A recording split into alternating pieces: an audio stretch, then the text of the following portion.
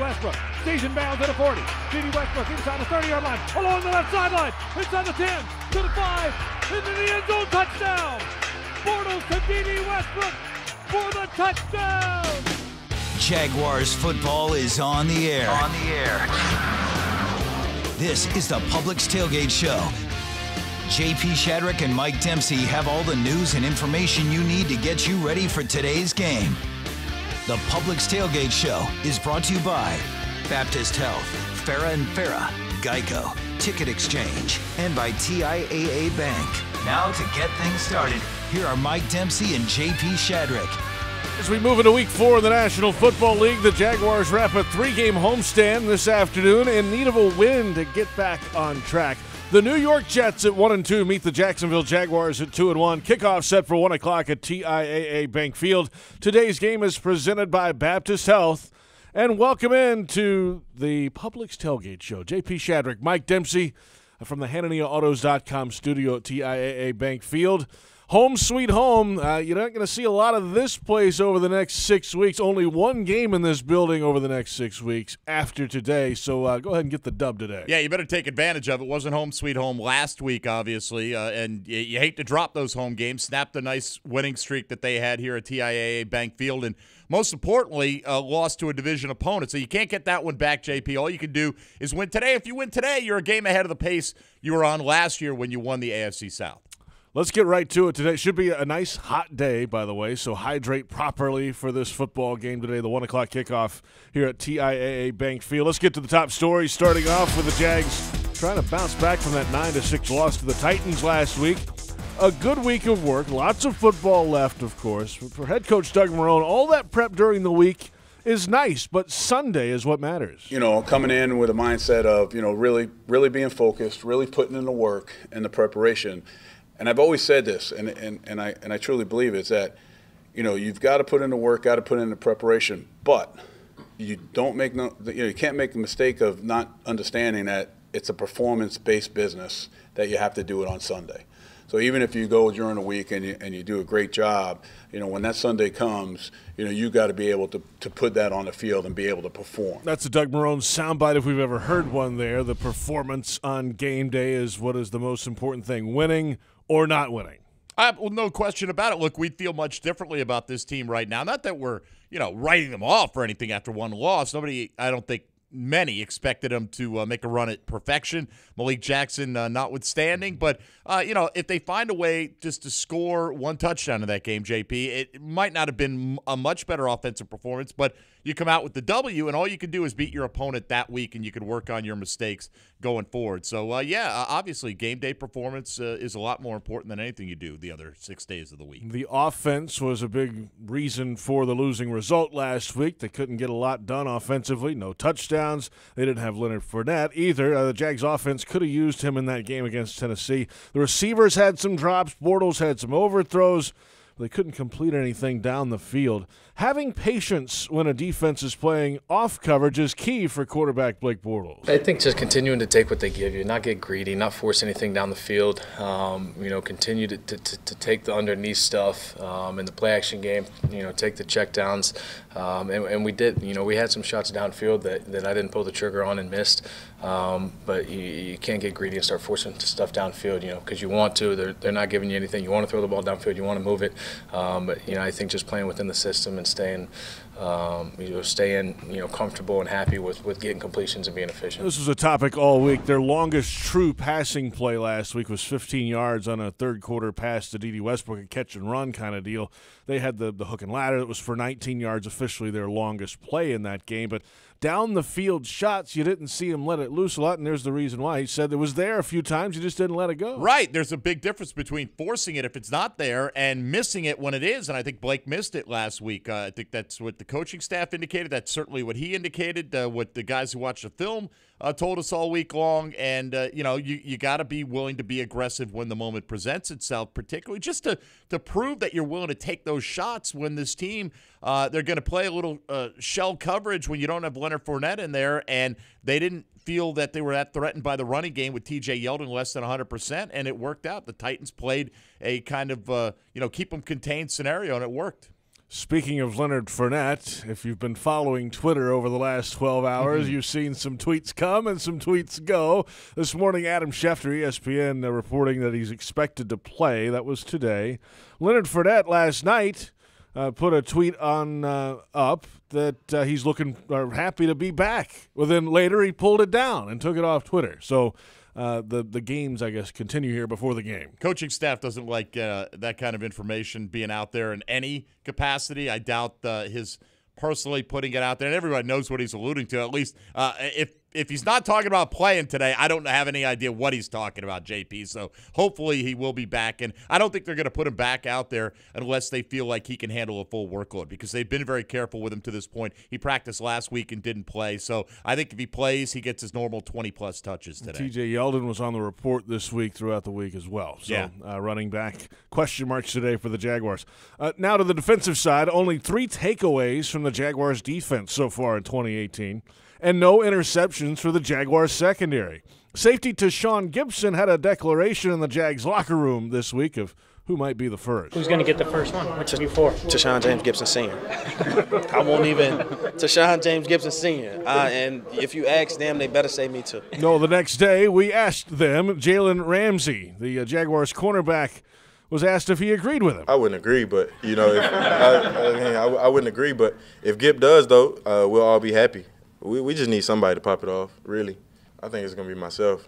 I'm going to be happy for whoever pops it off, and then we're going to get it rolling from that point on. That's the trick with these, right? You get one, and then here comes another one. You got a young quarterback going up against you today, and the feeding frenzy could start. Yeah, you hope so. You hope they're kind of like sacks. When you see somebody else get one, and they start to steamroll a little bit, get contagious is the old expression for that, JP. And this is a secondary that's capable of turning it over quite a bit in any given game, particularly with a rookie quarterback on the other side. And I think they're kind of champing at the bit a little bit. They haven't had an interception in that group this year, so I would think they're probably going to get one today against Sam Darnold, who's turned it over 5 times already this year. Jags defense has 7 sacks through 3 games, and they've surpassed that in the opening game last season, remember, of course, with 10 sacks against Houston.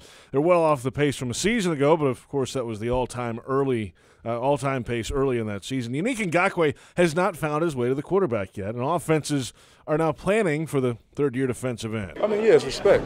Guys are keying in on me and things of that nature, but at the same time, you can't change the way you rush. You got to keep rushing the same way. You can't get frustrated, man. At the end of the day, you can't press for nothing. You just got to keep playing your game. I don't feel no way right now. I'm still dominating. If you put the tape on, I'm dominating. Right. Just ain't come yet. There's Yannick Ngakoue, always confident and playing pretty well. I want you to realize I'm dominating right now. And he's had some pressures, his pressure got the Eli Manning interception in week 1, and he just hasn't gotten home yet. Well, but this is a guy we're expecting big things from, and it's great that he is getting pressure, but he's got to finish plays as well. He's got to knock that ball out. They're counting on him to be that guy, to take that step forward. You don't think Calais Campbell is necessarily going to repeat at his age a career season that he had last year, but Ngakoue should be an ascending player. And look, they may come in bunches for him as well. He could end up with 2 or 3 today. You never know. And then he'll get right back on the pace for something in the mid teens in terms of sacks on the full season. But he's got to close the deal and keep driving and knock that ball out. He's got a knack for it. We just haven't seen it yet. We'll hear from him again a little bit later in the Publix Tailgate Show, and he knows his history of sackers in the NFL as well, and maybe some slow starts that ended very well. Oh, yeah. We'll take a fast ending. That would be just fine for this football team. There are some of today's top stories. Of course, we'll keep you posted, and Actives are due an hour and a half before kickoff of what the Jaguars are doing today, especially at the running back position. Let's go around the National Football League. What you got in Week 4? All right, well, the L.A. Rams will take a 4-0 record into Week 5 after their 38-31 win over Minnesota on Thursday Night Football. Los Angeles, though, placed Pro Bowl cornerback Aqib Talib on injured reserve earlier in the week after he underwent surgery on his injured ankle, but they're still holding out hope that he can return later on this season. The Pittsburgh Steelers, according to reports this morning, are actively shopping Le'Veon Bell, calling other teams and seeing seeing if they can get something for the Pro Bowl running back as this holdout continues with no end in sight. According to the NFL Network's Ian Rappaport, the Steelers are contacting teams seeking at least a second-round draft pick and a, quote, good player in exchange for Bell, who's yet to sign his franchise tender. Bell's currently forfeiting roughly $850,000 for every week that he fails to report. Quarterback Jameis Winston returns from his 3-game suspension this week for the Buccaneers, and even if Ryan Fitzpatrick gets the start as expected today versus the Bears, it might not be long before Winston sees the field, as reports this week indicate that Bucs head coach Dirk Cutter was only 2 or 3 plays away from benching Fitzpatrick for backup Ryan Griffin before the veteran rallied Tampa Bay in an eventual loss to the Steelers on Monday Night Football. And during a conference call this week, JP, the NFL Competition Committee reportedly chose not to push for any changes to the roughing the passer rule that's caused a lot of controversy already this year. No changes were proposed regarding defenders putting their body weight on a quarterback when making a hit or sack. However, the expectation is there will be fewer roughing the passer calls moving forward. The league is emphasizing to officials they need to be sure that a player applied all or most of his body weight when making a hit before throwing the flag. As the Jags today look to get to 3-1 with a game against the Jets around the division, 0-3 Houston in Indianapolis to take on the 1-2 Colts, and the 2-1 Tennessee Titans in first place by virtue of the tiebreaker head-to-head with the Jags host the world champion Philadelphia Eagles, also 2-1 so far. And, of course, all these teams in this division all have some issues. Andrew Luck was on the report all week in Indy. That's the big one.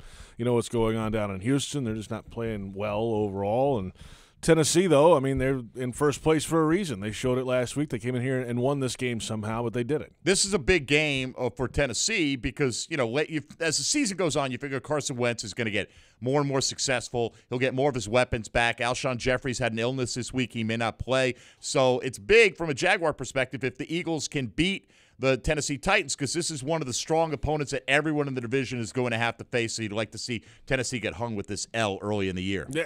Yes, absolutely. Anytime.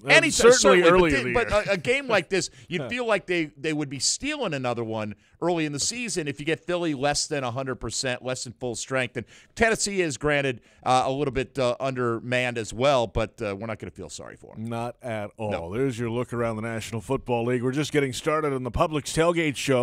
We'll return with First Rounds on Us. Jeff Lageman and Tony Baselli join us with a game preview for the Jets and the Jaguars. A 1 o'clock kickoff time. And from TIAA Bank Field in Jacksonville, this is Jaguars Radio.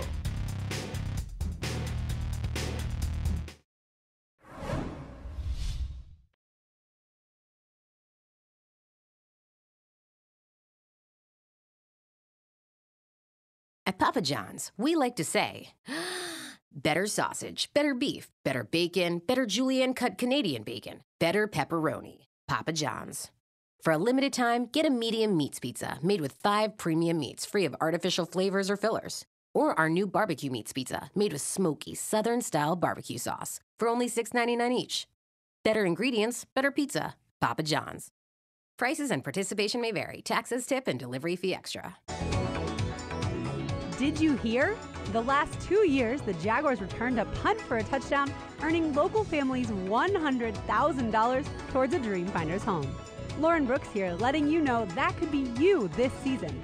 Visit any Dreamfinders Homes model and register to win the Take It to the House promotion for your chance at scoring $100,000 towards your Dreamfinders home. Dreamfinders Homes, homes built to fit your lifestyle. This is Lori Fournette, mother of Jacksonville Jaguars running back Leonard Fournette. My son is always prepared with a game day plan, and so am I.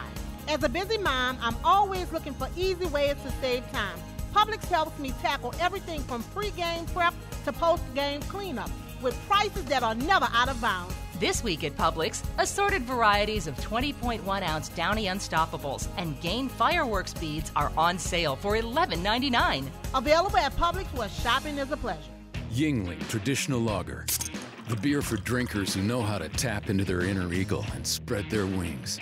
So prepare yourself for takeoff and let your night take flight. Liftoff. When your lips meet that cold, crisp amber lager, there's no looking back. So fly over the radar. Tonight's about the lager, and this lager is all about soaring higher. Yingling Traditional Lager. Spread your wings. DG Yingling & Son, Pottsville, Pennsylvania. Please drink responsibly. At ViStar, we believe in better. Better convenience, so members can bank any way they want, whether it's at a branch, on a mobile device, or at one of more than 20,000 fee-free ATMs across North America. We believe that people have better things to do with their time. If you believe that convenience is better, join ViStar. We never forget that it's your money.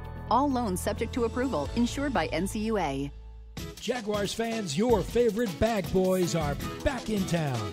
Don't miss out on loads of fun when Jaguars players make an appearance at Publix on October 2nd to help bag your groceries on behalf of Tide. The Jaguars know even amateur-level athletes get a professional-level stink, so they want you to use Tide Pods after your big game. Come out to the Publix in the Nocatee Town Center in Ponte Vedra on October 2nd and purchase Tide Pods to receive a Jaguars reusable grocery bag and meet some Jaguars players.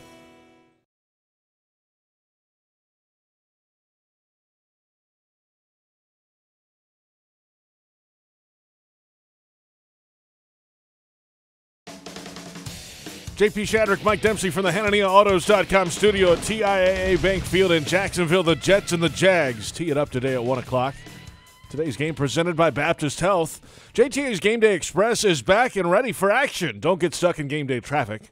Park at any of the 5 convenient locations and then hop on board and take it to the bank. It's time for First Rounds on Us. New York Jets, first-round choice, Jeff Lageman. Jacksonville Jaguars have selected tackle, Southern California, Tony Baselli. Only way to the top is looking out for number one. And that's us, keep looking out for number one. We welcome in our resident first-round picks, Tony Baselli, Jeff Lageman. Gentlemen, good morning. I got a question. Yes, Jeff. Why are you guys all fired up about golf and the Ryder Cup thing? I mean, it's Sunday, for God's sakes. It's NFL football.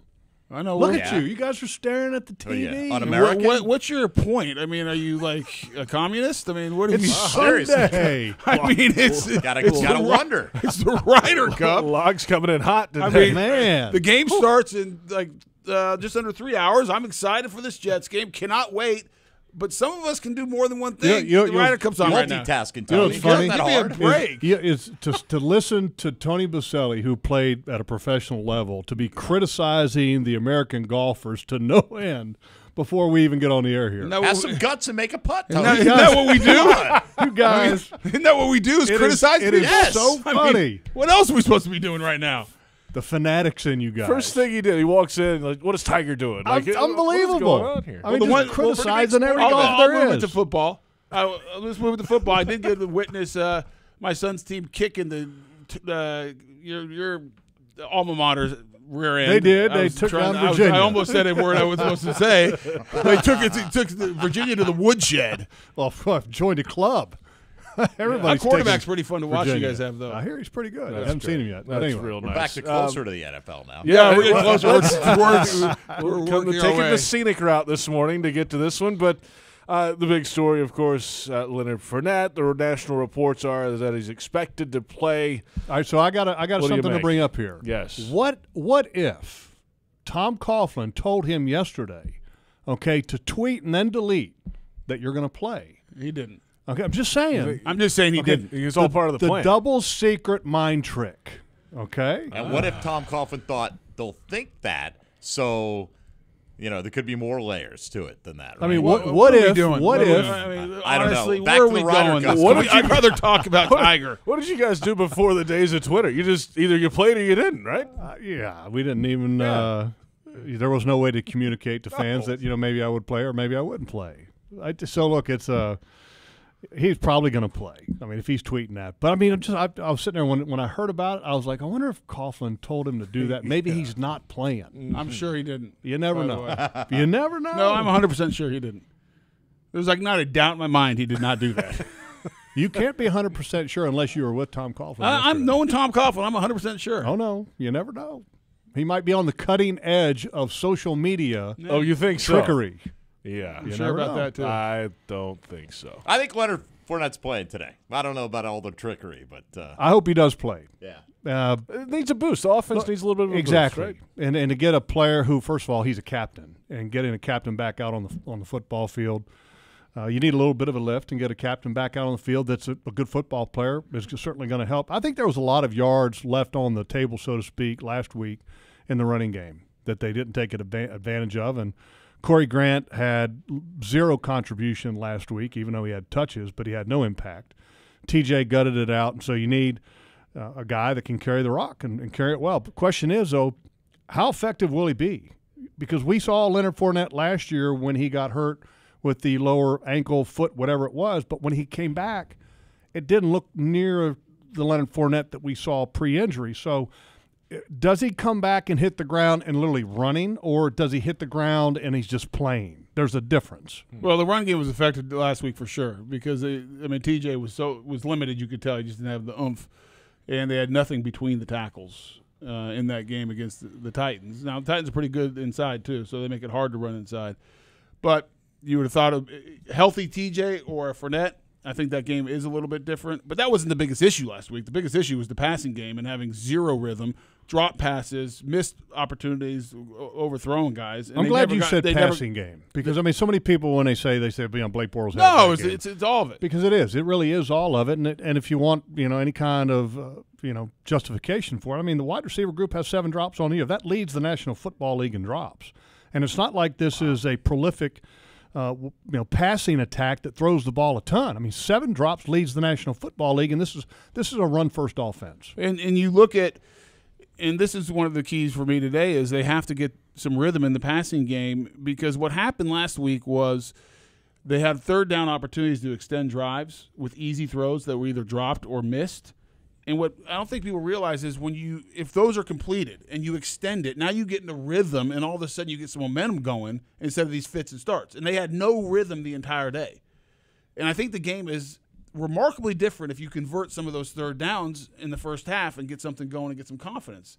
Confidence begets confidence. And right now, if they don't, what we saw last week, that did not happen. And so you have to get that going because even if Fournette plays, I don't think he's going to be full out. I don't think he is going to, based on kind of what we've read and seen and him missing last week, and it's a hamstring, I don't think he's going to be dropping it into 6th gear and ready to go.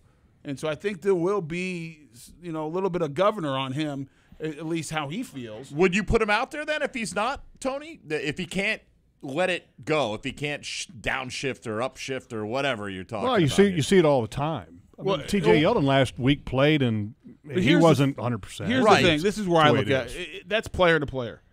Every guy's different, and that's a coach's decision. You have to know your players. There are some guys, the mental toughness or the fortitude or how their body's wired can play through injuries better than other guys. Now, it's not a toughness, fit like a manliness thing. It's just how guys are wired. And so you have to know your players. Some guys need to be closer to 100% to play this game. Well, that's okay. Some guys can do it, and they just find a way to gut it out. Let me add one thing. You said it was a coach's decision. First, it's a medical decision. First and foremost. And then it's a coach's decision to what kind of role, et cetera, that the player has. You got to listen to your players and know your players. That's how that works. Are they going to get some takeaways today on defense? Well, I hope so. A rookie quarterback, and a rookie quarterback who has regressed every week so far in the National Football League. He played very well in the first game. Everybody saw it. Monday Night Football doubleheader. Comes out, first throw of his career, pick 6 against Detroit. And then he came back and wowed everybody. I think his rating was like 114 in that game. And then the following week against the Miami Dolphins, significantly dropped. Against the Cleveland Browns, who plays a very blitzing, aggressive defense, significantly dropped again. So his rating went from like a 114 to in the 70s to down in like the 40s, I think, against the Cleveland Browns. And the numbers don't lie that are consistent from week to week to week with Sam Darnold is that pressure affects him in a big way. His rating under pressure is one of the worst in the National Football League. So when you play him today, I expect Todd Wash and their game plan to be very aggressive against Sam Darnold and get interceptions, takeaways in the process. I agree with you in the Cleveland game. I actually thought he played better than he got credit for in the Miami game. Some of that was on the receivers. Even afterwards, Terrell Pryor came out and said he ran the wrong route, didn't cut in front of him. So if you look at that game and watch the tape, I don't think Sam Darnold played that poorly. There were some other mitigating factors that were going on during the game. They couldn't run the ball at all. That was a major issue. and he had to throw over. He threw over 300 yards, and I think the receivers put him in some tough situations. Cleveland, you're right, Jeff. He was. I felt like they came out in that game, the Jets, saying Tyrod Taylor can't beat us. Almost a little bit like we did last year in Buffalo. We're going to play so conservative. They never threw the ball. Everything was wide receiver screen, try to run it, and then all of a sudden Baker Mayfield comes in, and they're like, uh-oh, now what? And so it'll be interesting. With that, I agree with Jeff. If you can pressure him, he's a young quarterback. You're going to have opportunities to get your hands on the ball, and they have to execute defensively. What about the run defense? Last year, the Jets gashed them. It's different personnel back there. It's different personnel for the Jags as well with Marcel Darius in there. But isn't that the first order of business? Don't you think they're going to try to protect their young quarterback by establishing Crowell and Powell? Yeah, Powell and Crowell are good backs, and the offensive line is just average, though. They're not great. I think they'll struggle with the defensive front of the Jaguars, but they're going to try to pound it early, and they're going to try to get it going to take some pressure off of Sam Darnold, because I don't think they can hold up their offensive line in the pass game either. I mean, that's the weakness of this Jets team is up front. And so but that's the formula usually you see, Mike, with young quarterbacks. If you're an offensive coordinator, you're like, run the ball. Let's not put too much on his shoulders. Well, they got two backs, and they're both averaging 4.5 yards a pop. And Crowell, who is the free agent acquisition from the Cleveland Browns, who is the starter now and the feature back, even though Powell has a significant role. I mean, he's a tough back to tackle now. I mean, he 4 yards after contact, which is tops among backs in the National Football League. I mean, they're two quality backs, and it's going to be a challenge to stop them. And if you stop them, then it gives you the ability to do against Sam Darnold, which he hasn't been very good at, and that's put the pressure on him. All right, guys, let's come back. Fantasy picks are right around the corner. We'll get the results from last week. We'll look ahead to Week 4. I know, Logs, you're excited for that. I can tell in your face. I think I did good. Where the dinner bet stands right now. Oh, we'll get an update on that as well. Frank Frangie will join us. Fantasy picks coming up a little later. Todd Wash, defensive coordinator, tells us how the Jags prepare for this rookie quarterback, Sam Darnold. Jets, Jaguars at 1 o'clock. And from TIAA Bank Field in Jacksonville, this is Jaguars Radio.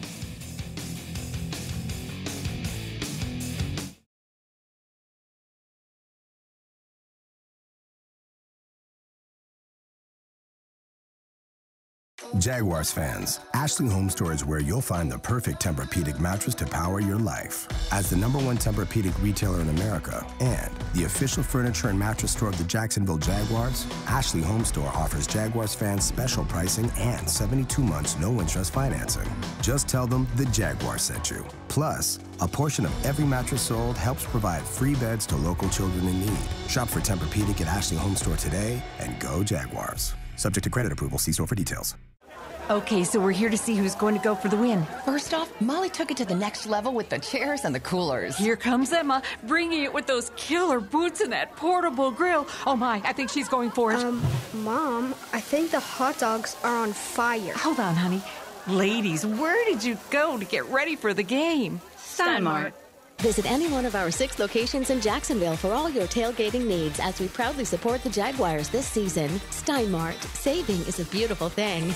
If you've ever been in a vehicle crash, then you know the impact caused by a collision.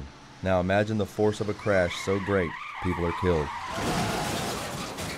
My name is Eric. I sat behind the wheel and drove drunk.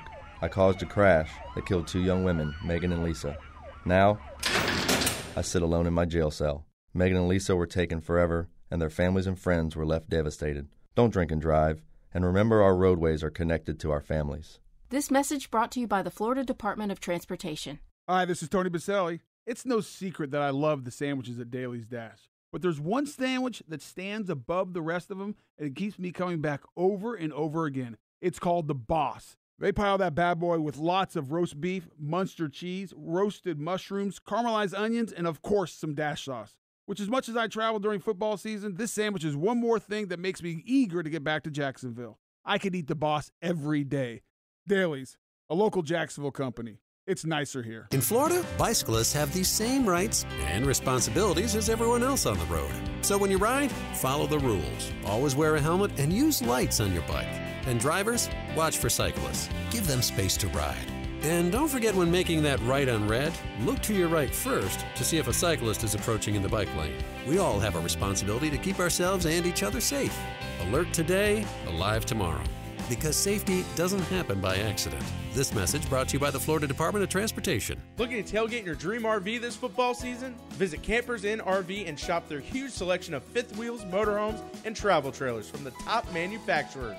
Plus, with their integrity pricing guarantee, you'll never pay more for freight or dealer prep. There are no hidden fees in their prices ever. As a proud sponsor of the Jacksonville Jaguars, they're offering this season's game attendees $500 off the purchase of a new RV. Just show them your ticket. Visit Campers Inn RV, the RVer's trusted resource, I-10 West, exit 351, or campersinn.com today.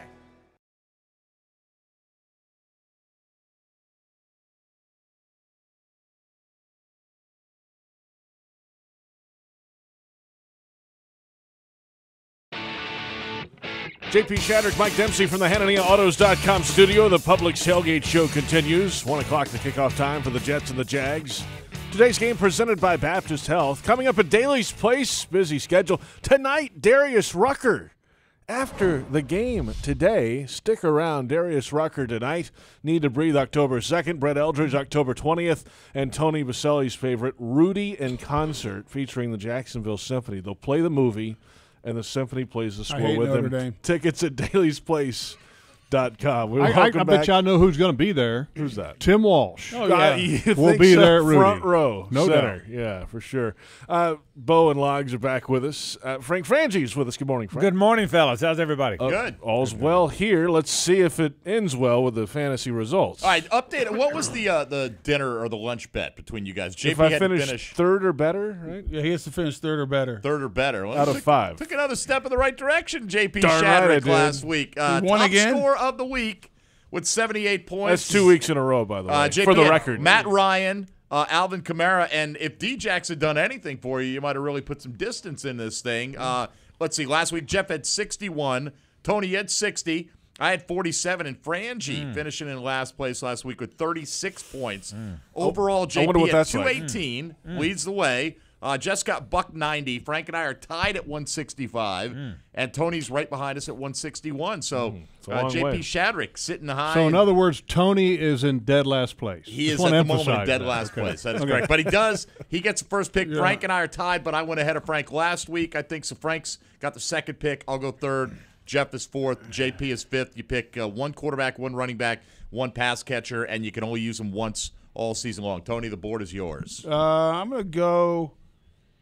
I'm going to try Russell Wilson. The Arizona defense isn't very good. Russell Wilson. Frank Frangie. Patrick Mahomes, please. Mahomes. Get him in while the getting's good.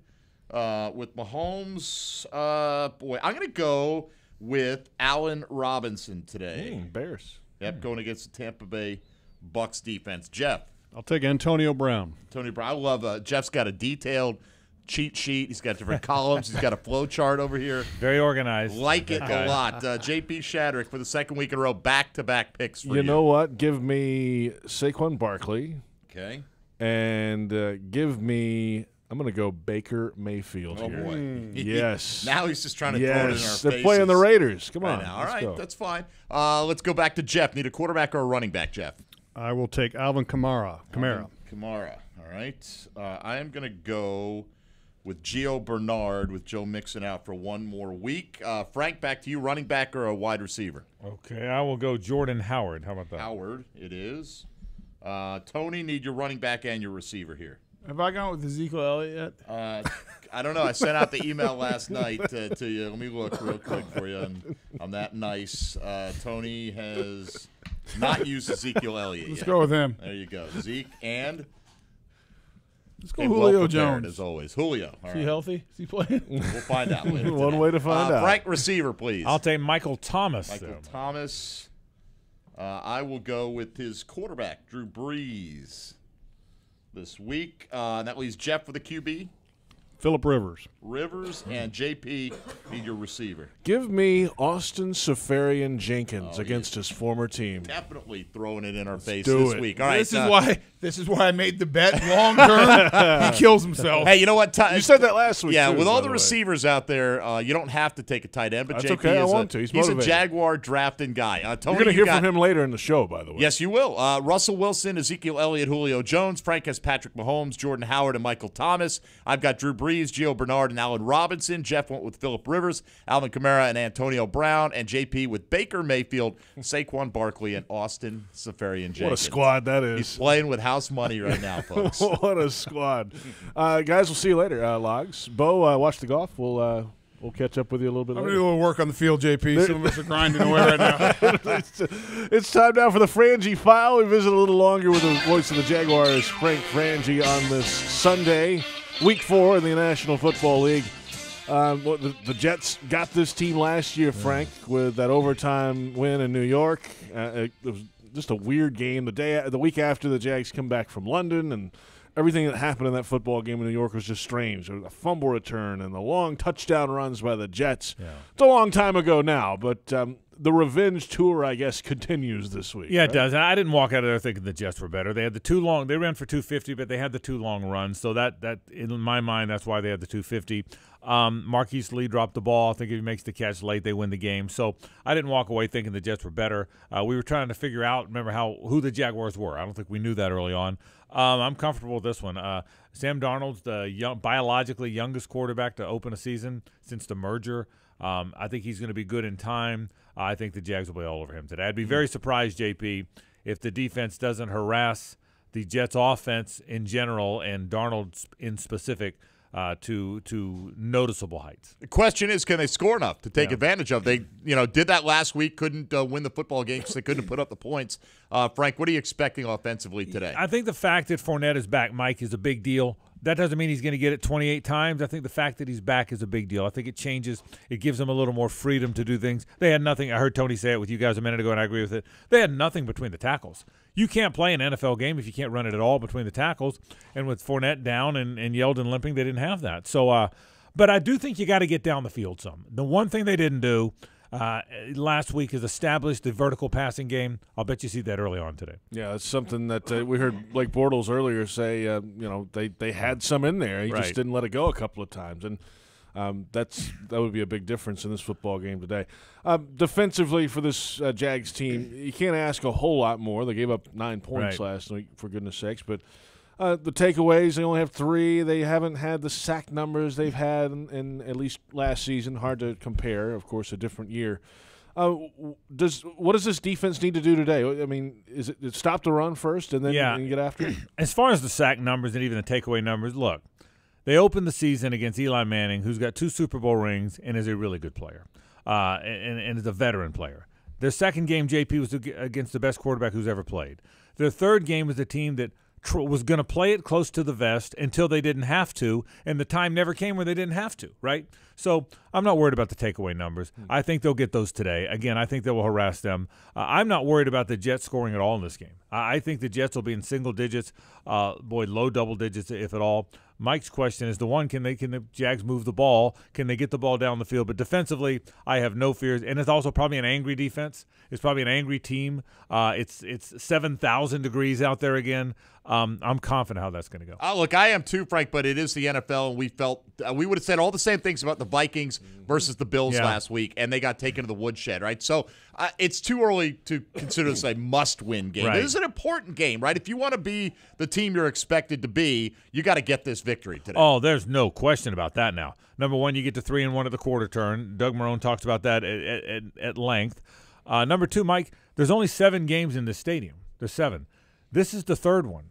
There's only 4 games played in this building the rest of the year after today. So if the theory is you're better in your building than the other guys, which is true in the NFL, boy, there's 4 left after this. So you got to get this one. And I talk about this all the time. There's some games you want to go try and win. Some games you got to be sure you don't lose, right? Can't lose this game. This is a gigantic game for the Jags today. Must win for you, huh? Yeah, I think it's real important. I really do. I don't believe in must-wins at this time of year. I don't think it's a must-win. very It's important. one They that need the game. important. It's a very It important sets up game. heavily in their favor, and if you give this one away, it's one that you're going to have to make up somewhere else. Well, and it affects your psyche, guys, too. It affects kind of who you think you are and how you see yourself. This is a big game. No question, a big game for them. All right, Frank. What's your score? You got a score? Yeah, I think 28-10, 28-13. I don't think it's a fourth quarter game. I think it's that kind of game. We'll see. All right. Comfortable. I like that. Yeah, 28-13 I think is comfortable. Let's keep it that way. Let's do it. I'm all for it. Have a great call. Thanks, fellas. Frank Frangie, Thank you, voice Frank. of the Jaguars, joining us. We'll return on the Publix Tailgate Show with Director of Player Development Marcus Pollard. And Defensive Coordinator Todd Wash joins us as well. Jets-Jaguars at 1 o'clock. And from TIAA Bank Field in Jacksonville, this is Jaguars Radio.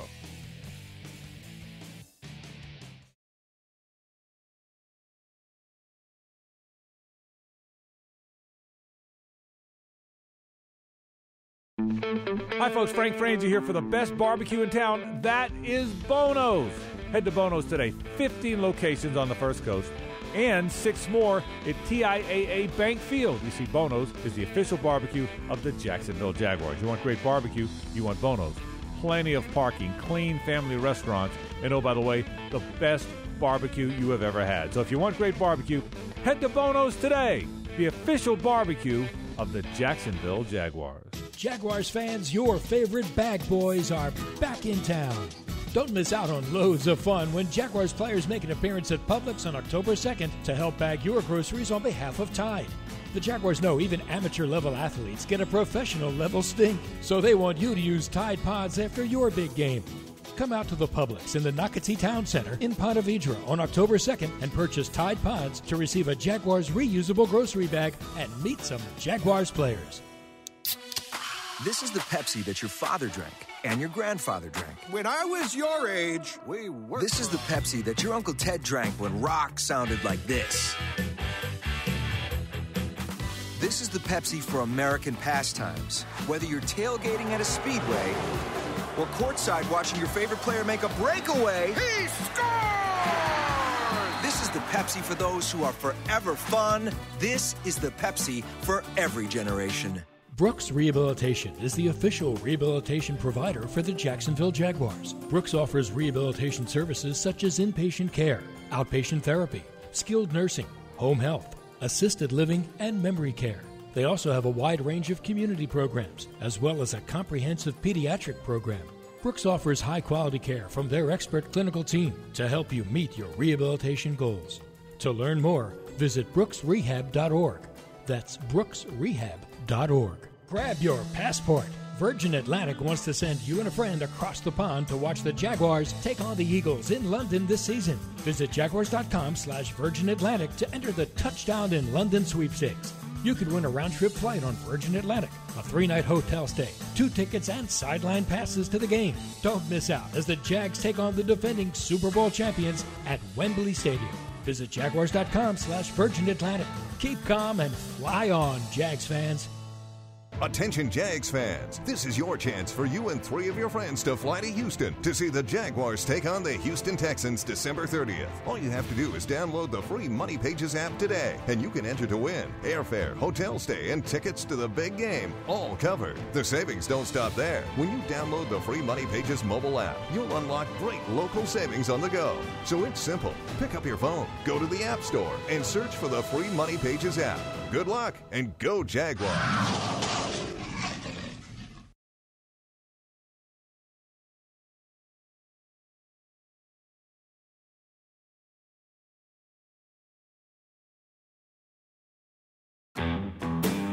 We continue on the Publix Tailgate Show. JP Shadrick, Mike Dempsey from the HananiahAutos.com studio at TIAA Bank Field.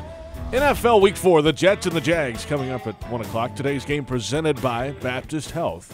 We welcome in former NFL tight end and Jaguars Director of Player Development and Youth Football, Marcus Pollard. Holding it down. With a fantastic shirt today. How are you?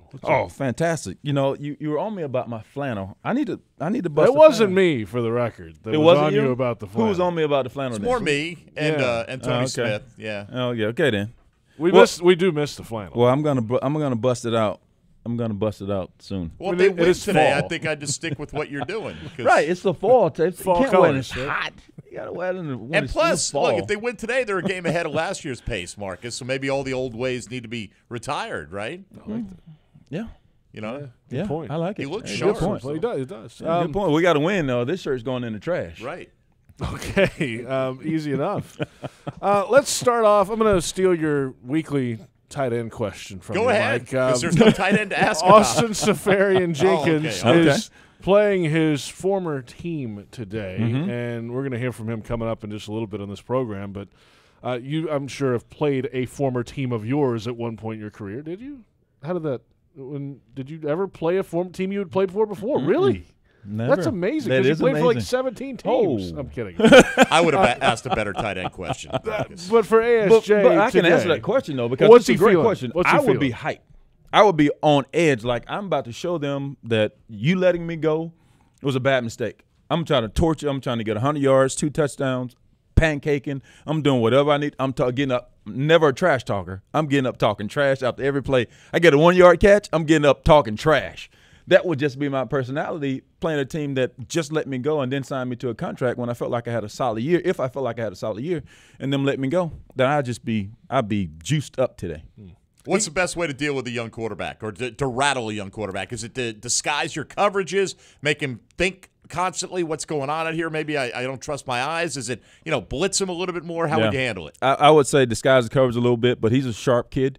But I would blitz him. I definitely have to get him off the spot because he's a kid that if you get him off the spot, like most quarterbacks, if you get him off the spot, the accuracy goes way down. And so if we can get some sacks on him, get him hurry, throw one up, maybe get a pick or two and get a touchdown for our defense, that's just all great for us. This offense didn't have the spark last week. Can you find that in a week's time? I think you can. I just think, last week was just a one-off. I think there were opportunities for us to get some scores that we missed on. Not having Leonard there probably didn't help, but TJ and Corey and the cast of running backs did an okay job. But we just didn't get enough spark on offense. I think this week will be a little bit different. I think the game plan is conducive to us scoring some points. I think guys are coming off with, with this attitude of that's not us. Let's go show everybody what we're about. So it's a little bit of that going on too. We could put to rest that notion that people kicked up for a week that the offense is better off without Leonard Fournette, I think, at this point in time. Yeah, I think you can always put that one to bed because he is a phenomenal talent, and he definitely makes you have to play the run. If we can play the run, and then teams got to put 8 people in the box, play action, now we get some deep balls down the field. So hopefully we can get that going today. Okay, the high school player and coach of the week, you give it to us each and every week Yes, in sir. this program. What you got for us This today? week's CSX High School Player of the Week is Brandon Marshall, not the one that we're playing against today, though. Okay, different both one. talented, different guy, but both talented. This kid's a running back, had 288 yards and 5 touchdowns. This is a senior from Raines High School. Was a 4.0 student, leader of his football team, no character flaws. Coach said he's the best kid he's ever coached.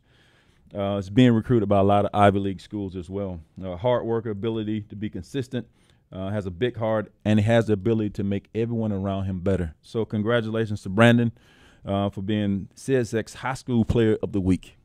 The High School Coach of the Week is Coach Tom McPherson from Orange Park High School. Whataburger High School Coach of the Week is Tom. He believes in doing the right thing, preparing his kids to be college prepped, and competing is everything.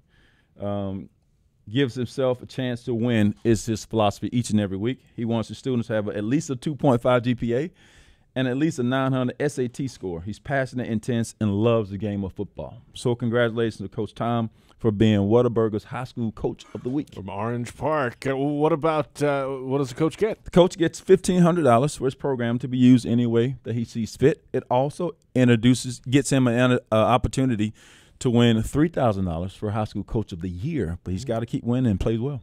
All right, there you have it. Awesome. Very nice. Holding it down. Holding it down. Marcus Pollard in studio with us each and every week. Have a good day today. Thank you, sir. PRI Productions, the Southeast full-service event company, has everything you need to bring your next idea to life. Visit PRIProductions.com and learn more. The Jags defense put together another good performance last week, allowing only 9 points. But the Titans found a way to hold on to the ball in key moments late in that game. Defensive coordinator Todd Wash quickly reviews last week and looks ahead to today and this conversation earlier this week. You give up 9 points. You think you're going to win a lot of those football games. It didn't happen last week. But towards the end of that football game, looking back at it, there was a moment where they changed the quarterback, and there's a running game started to flow for them in the second half, and that's really what won them the football game. Yeah, and what it was is, it wasn't so much Henry. I thought we did a really nice job of controlling him, under 4 yards of carry. Just some of those bigger plays late with Mariota running the football.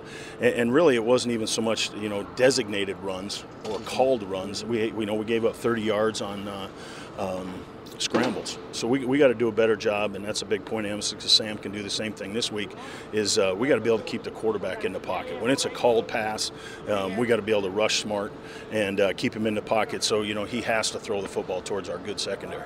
You had to plan for 2 quarterbacks last week, but this week you're planning for a rookie quarterback in Sam Darnold.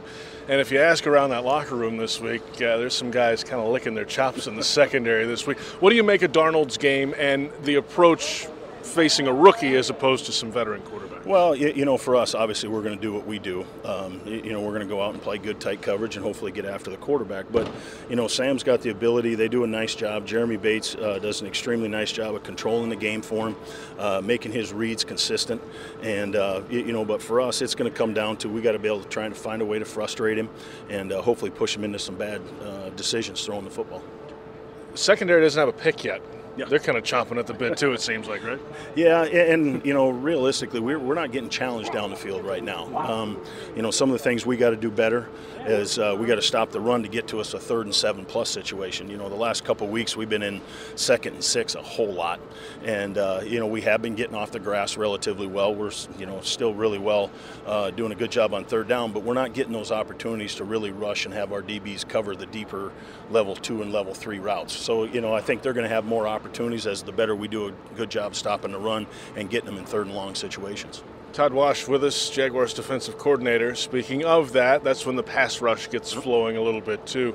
Yannick Ngakoue off to a good start, but he hasn't gotten home yet, and he's eager to get home and start that sack total this year. But just talking to him this week, he seems very confident in his play so far. What have you seen from Yannick? Well, everybody sits and counts the numbers of the sacks, and obviously, we want him to get his sacks. But, going into last week's game, I think he was number 1 in the NFL in disruptions as a rusher. So he's getting there. We're just not getting there fast enough. And, at the same time, we sit and chart where we're at compared to everybody else in the league on down and distance and how fast the ball is coming out. The ball is coming out extremely fast, which I can see it. I think people obviously respect our rush, so the ball is coming out quick. We're getting a little more 6 and 7 man protections than we have in the past. But, it's just going to be time. I think he's rushing well, and, hopefully he can get a couple this week. If not, he's just going to keep working, and we'll see if we can find a way to get him one. We've seen a lot of Ronnie Harrison on the field. As advertised, he came through in training camp with a really good camp, of course, and you got to find a way to put him on the field, and you have so far in this big nickel. What do you like about Ronnie, and what has he showed in the first 3 weeks? He's got really good instincts. He does play the big nickel in our Bruno package, and what it really allows us to do, especially the first couple of weeks, is we matched up real well with 12 personnel. We haven't seen much 21 this year, so he hasn't really had to worry about the 21 stuff, but it allows us to put a real good athlete on the field. He's got very good instincts. When we want to play man, we feel we got 2 safeties that can play man-to-man on 2 tight ends, and it just allows us to do a lot more things, I think, defensively with his skill set. Washer, good to see you. Thanks. All right, I appreciate it. Thank you. There's Todd Wash, defensive coordinator. Always good to chat with the DC for the Jags. And, they know they only gave up 9 last week, but we're not criticizing the defense. Let me start with that. There were moments late in that game, second half, where they couldn't stop the running game, and they couldn't get off the field in key moments. Now, you can't put the game on them, but in that game, that's one thing that these guys are going to look at. Okay, let's figure this thing out. And what could we have done better? And that was probably the one thing they could have done better. It's hard to say. Look, again, you hold a team to 9 points, you have to win every one of those games in the NFL. However, you can't. I think it's fair to criticize a couple of key moments if you want to say if you want to be this elite all-time defense, and that's the standard they're putting out there. Not just maybe the best in the league this year. They want to be an all-time great defense. You got to come up with crucial stops and crucial moments, and that's something they talked about all offseason. JP, they got to be better closing teams out, getting them off the field in key situations. They didn't do that last week. Look, again, I don't know how many times you can say it, but people hear what they want to hear. The defense didn't lose in the football game last week, but that doesn't mean, even though they're leading the league in points allowed right now, tied with the Redskins at 14.7, you could be a little bit better, and that's what's going to be asked of you on occasion with this Jaguar team, the way they run their offense. One thing we didn't really ask Wash there, we asked about Ronnie Harrison. DJ Hayden is on the injury report. He's out for this week, and that's especially a team like the Jets who have 3 wide receivers. And Nunwa plays out of the slot a lot, and he is by far the most heavily targeted receiver, the favorite connection of Sam Darnold. So, yeah, you're going to be looking at maybe your rookie safety covering him. Maybe you're looking at Tyler Patman taking a turn. They don't often send Jalen. And, I mean, Jalen Ramsey, I think, is big enough to deal with the Nunwa. Nunwa's built like a tight end. He's just a little shorter than your typical tight end. He's good after the catch. I think he's too physical for A.J. Boye, to be quite honest with you. I think, Boye's a great cover man, but this is a different kind of guy. So that's the best hope for the Jets passing game today is the matchup that a Nunwa gets. Yeah, it's something to watch today for sure. And we'll see if the Jags can get home today on the rookie quarterback and stop the running game with the two-headed monster at running back for the New York Jets. We'll find out in a couple hours from right now when they tee it up at 1 o'clock today. Coming up in the second hour of the Publix Tailgate Show. Top headlines, we'll hear from offensive coordinator Nathaniel Hackett as well. The Jets and the Jags coming up at 1 o'clock. And from TIAA Bank Field in Jacksonville, this is Jaguars Radio.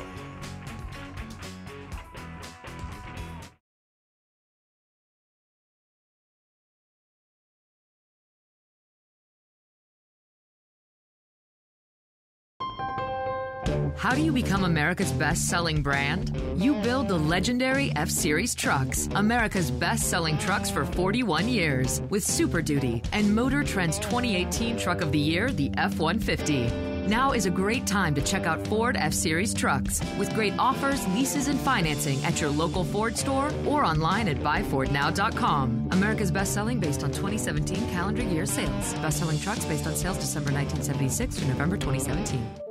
At ViStar, we believe in better. And that means treating people better with friendly, personal service that's kept our members happy since 1952. A smile and personal greeting when you enter the branch. An online or phone chat for those quick questions. And a call center that's open every day. If you believe that great service is better, join ViStar. We never forget that it's your money. All loans subject to approval, insured by NCUA. Storm season is here, and JEA is doing everything possible to prepare. We've invested millions in hardening our electric, water, and sewer systems to make them more resistant to extreme weather. By updating your contact information and signing up for alerts, you'll also be better prepared if a storm hits. And in the event we need to restore your power, we can keep you up to date on our efforts and get you back to normal sooner. Update your contact info today at JEA.com. JEA, building a more prepared community. Be the MVP of your next tailgate with the official wing of the Jacksonville Jaguars from Dick's Wings and Grill. Whether at the stadium or cheering from home, game day every day with Dick's 365 wing varieties, burgers, wraps, and more. And for somewhere to catch all the sports action, Dick's Wings and Grill's 23 area locations have been a local fan favorite for more than 20 years. For the best wings, ice-cold craft beer, and best fans, feed where the big cats feast. Visit DicksWingsAndGrill.com for a location nearest you. Proud partner of the Jacksonville Jaguars. What do our Jags do to beat the heat? Cool down with the smooth and creamy deliciousness of a Yobi frozen yogurt. All Yobi low-fat or fat-free frozen yogurts are made with real milk.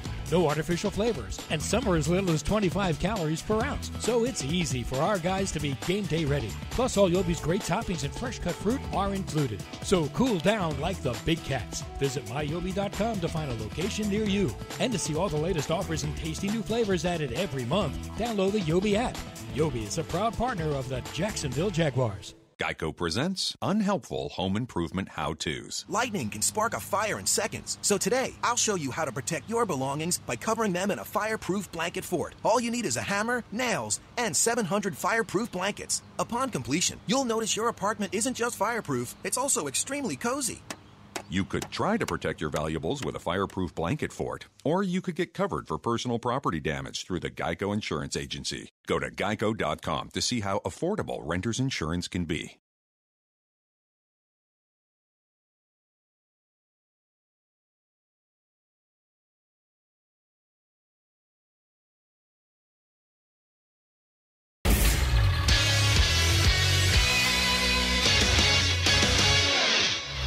I'm Tony Smith with your 1010XL local sports update. The Florida Gators went on the road last night against the 23rd-ranked Mississippi State Bulldogs, who had revenge on their mind, with Gators' new head coach Dan Mullen heading back to Starkville after spending nearly a decade there as head coach with Mississippi State. Mullen and the Gators found a way to get the win, coming out on top 13-6 with the lone touchdown coming via the trick play when Kadarius Toney found Morrill Stevens for a 20-yard touchdown midway through the third quarter. The Gators moved to 4-1 on the season with the win.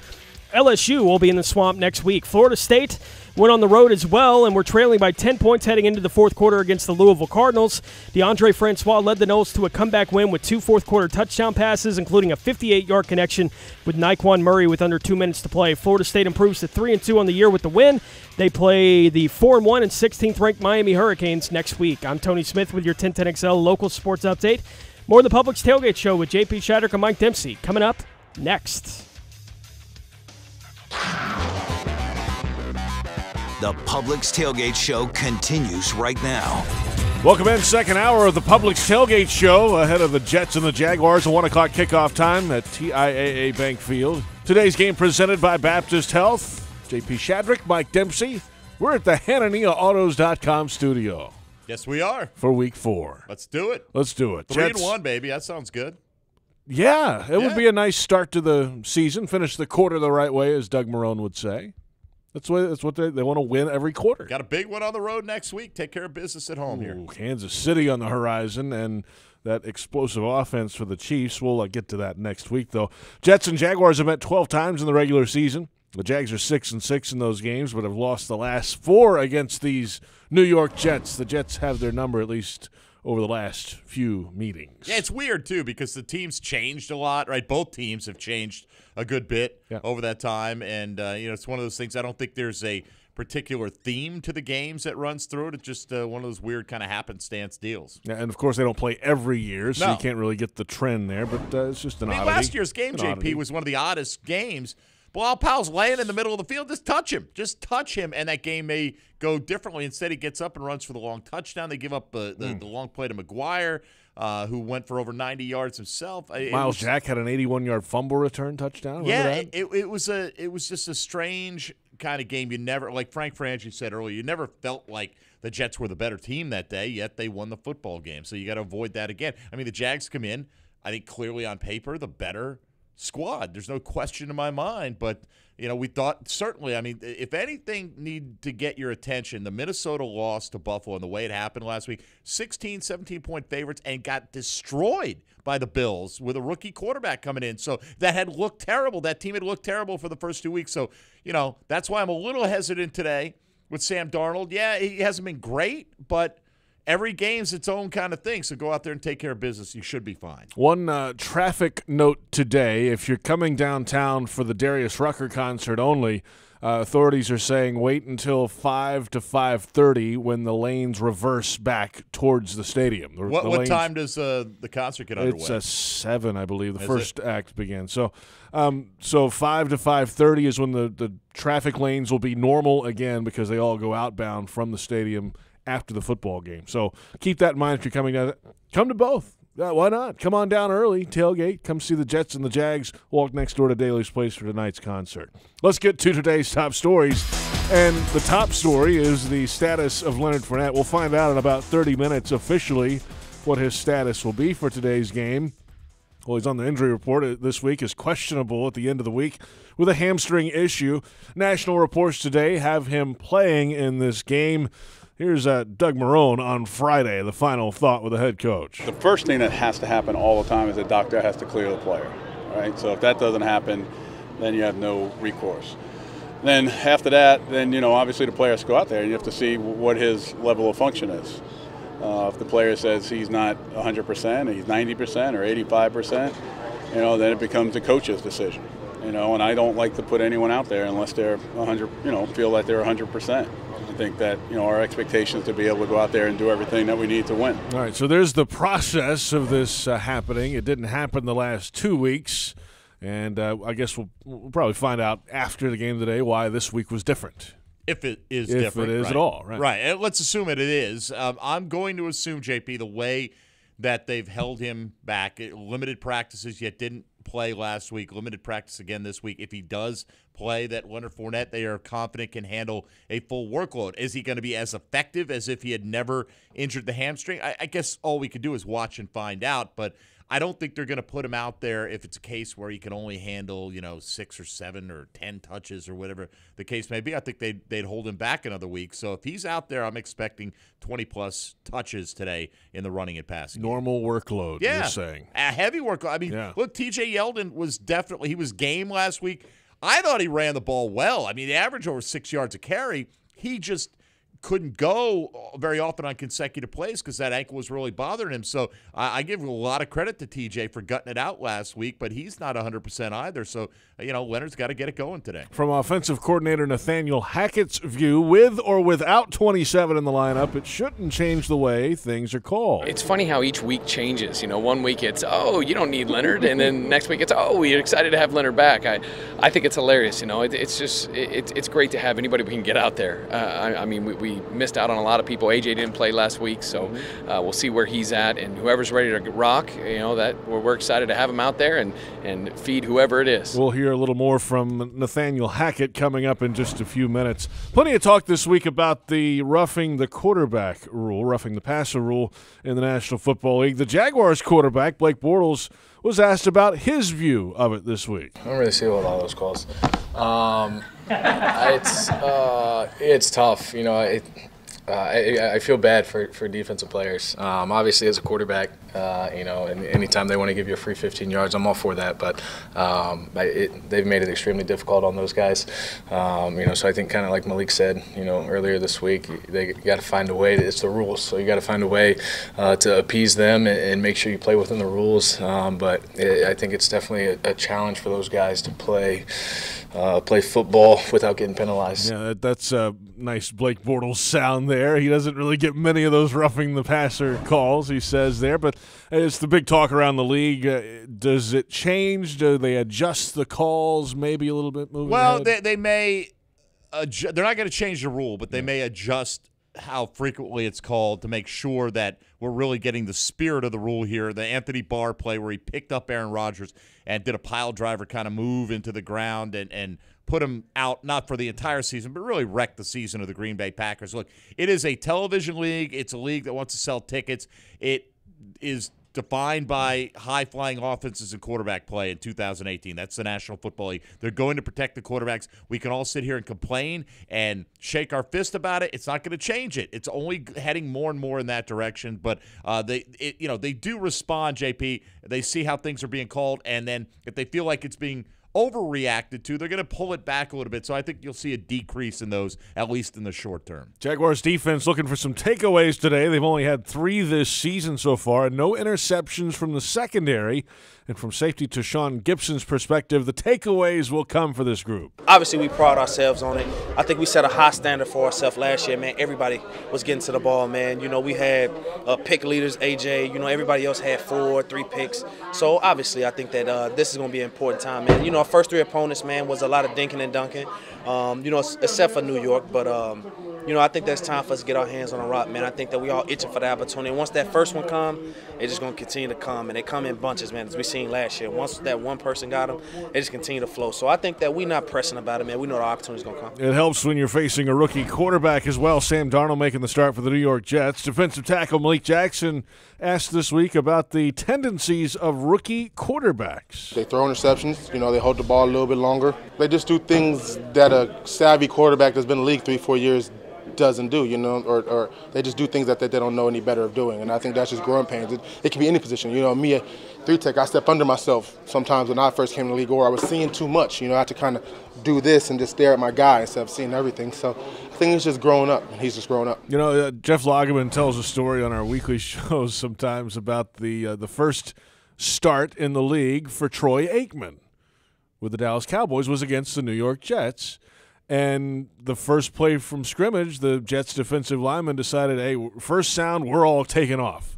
And they all jump offside and knock offensive linemen to the ground. And Troy Aikman's looking around, what's going on here? And threw a pick six, I think, the next play or something. I don't think it'll be that extreme today for this Jaguars defense. But if you rattle him early, you never know. He's a pretty sharp mental quarterback here. But but he's young. He's a young player in the league. He's incredibly young. Look, they did that approach to Blaine Gabbert last week, in all honesty, right? They got up there, JP, in the first quarter, and they just stacked the line of scrimmage. They said, we got more than you could block. How you going to deal with it? And he couldn't. And had Malik Jackson not hit him in the helmet and knocked him out of the game, who knows how that game would have gone, because he showed that he didn't have the pocket awareness at that time to deal with just flooding the backfield with rushers. And, look, there are opportunities when you do that. If you can get the ball out to your hot read, that's the question. Can a young quarterback deal with that instantaneously, find the right guy he's supposed to go to, deliver the football accurately?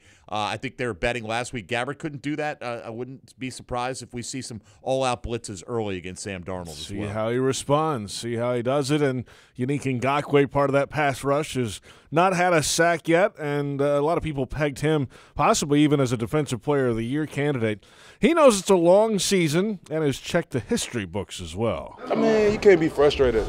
Some of the greats, like Michael Strahan, man, he didn't get a first sack 4 weeks, broke a single-season sack record. So you got to look at the history behind it. Pass rushers got to keep rushing. Yeah, so he's gone through the history there to see some slow starts, and it's not a bad start for him. I mean, it's just the way things have gone in this first 3 weeks. He hasn't been able to get to the quarterback yet. Yeah, He'll look, come. And everybody says they come in bunches. Sometimes they do. I mean, they did last year for the Jags as a whole, right? I mean, they had a lot of sacks, but they had 10 against Indy, 10 against Houston. That's 2 games with a large percentage of their total. So that's the way it happens sometimes, So for Unique Ngakoue, it wouldn't surprise me in the least if he had multiple sacks today. But they need him to, right? We're counting on that guy to be a disruptive, game-changing playmaker, the kind of guy that creates turnover opportunities for your defense. And this team is still, if they're still going to have offensive performances from time to time like they had last week, they need that opportunistic defense. All right, there you have it, the top stories for today. This portion of the Publix Tailgate Show is brought to you by your Southern Ford dealers.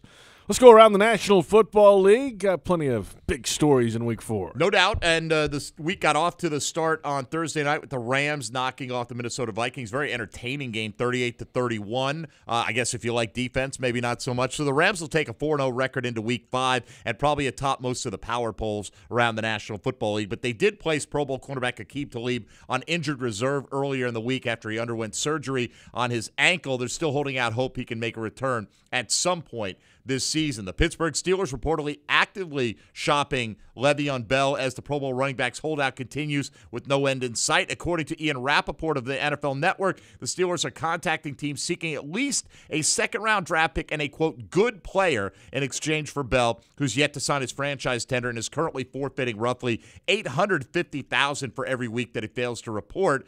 Jameis Winston returns from his 3-game suspension at quarterback this week for the Buccaneers, and even if Ryan Fitzpatrick gets a start as expected versus the Bears today, it may not be long before Winston sees the field, as reports indicate that Bucs head coach Dirk Cutter was only 2 or 3 plays away from benching Fitzpatrick. He reportedly told his team this in a meeting this week as backup Ryan Griffin was getting warmed up on Monday Night Football, but the veteran Fitz rallied Tampa in an eventual loss to the Steelers, so the leash may not be long for Fitzpatrick today. We were talking about this issue during a conference call this week, JP. The NFL Competition Committee reportedly chose not to push for any changes to the roughing the passer rule that's caused a lot of controversy already this season. No changes proposed to the rule regarding defenders putting their body weight on a quarterback. However, the expectation is fewer roughing the passer calls will be made moving forward to this league. Will emphasize to officials the need to be sure a player applied all or most of his body weight when making a hit before throwing the flag. Around the AFC South, Houston winless in Indianapolis today. The Colts 1-2 looking for their second win of the season, and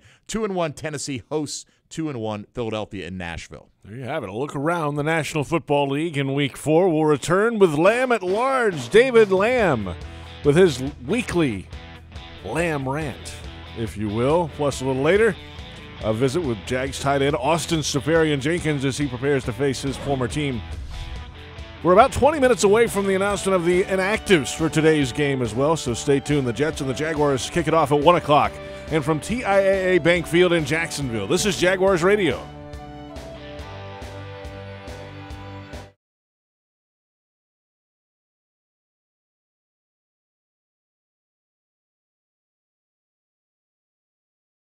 In football, adding a key player at the right position could be huge for any team. The same thing is true in the business world, and nobody knows that better than Web.com. Not only are they a proud partner of the Jacksonville Jaguars, they're the key marketing player to hundreds of businesses right here in Jacksonville. Visit Web.com to get a free review of your website and online marketing. It's like getting a key player to try out for your business for free. Just visit Web.com to get your free review. On-airport parking at Jacksonville International Airport will help punt the stress from your travel itinerary. Their garage facilities offer defensive coverage from the weather and are just one 50-yard dash from the terminal. Economy parking rates are salary capped at $5 a day. Extra points for free shuttle service to and from the airport. To learn how on-airport parking options tackle the competition, visit flyjacks.com.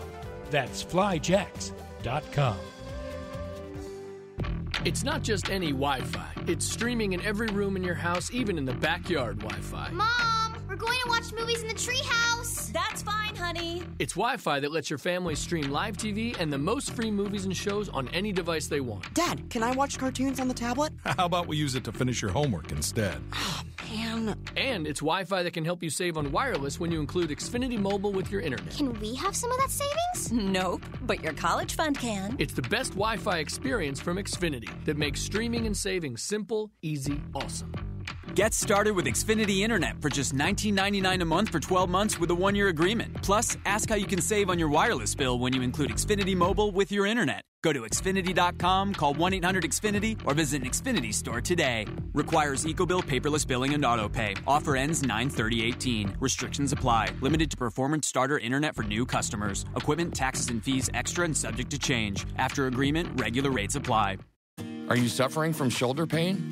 If you have clicking and popping in the shoulder joint, persistent pain that intensifies with use, an inability to lift your arm over your head, or a tingling, burning sensation in the shoulder, elbow, or wrist, waiting to see a doctor could make your injury worse. Baptist Health and Jacksonville Orthopedic Institute have innovative and effective treatment options available right now to relieve your pain and restore your mobility. Don't wait. Call 904-JOI-2000. Jaguars fans, your favorite bag boys are back in town. Don't miss out on loads of fun when Jaguars players make an appearance at Publix on October 2nd to help bag your groceries on behalf of Tide. The Jaguars know even amateur-level athletes get a professional-level stink, so they want you to use Tide Pods after your big game. Come out to the Publix in the Nocatee Town Center in Ponte Vedra on October 2nd and purchase Tide Pods to receive a Jaguars reusable grocery bag and meet some Jaguars players.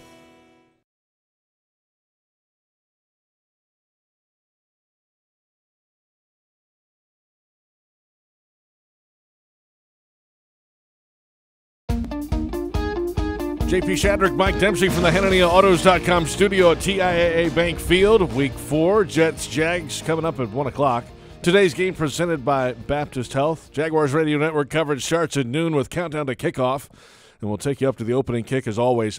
Another traffic alert. If you're heading downtown, the Jacksonville Sheriff's Office just tweeted at JSOPIO, their official account.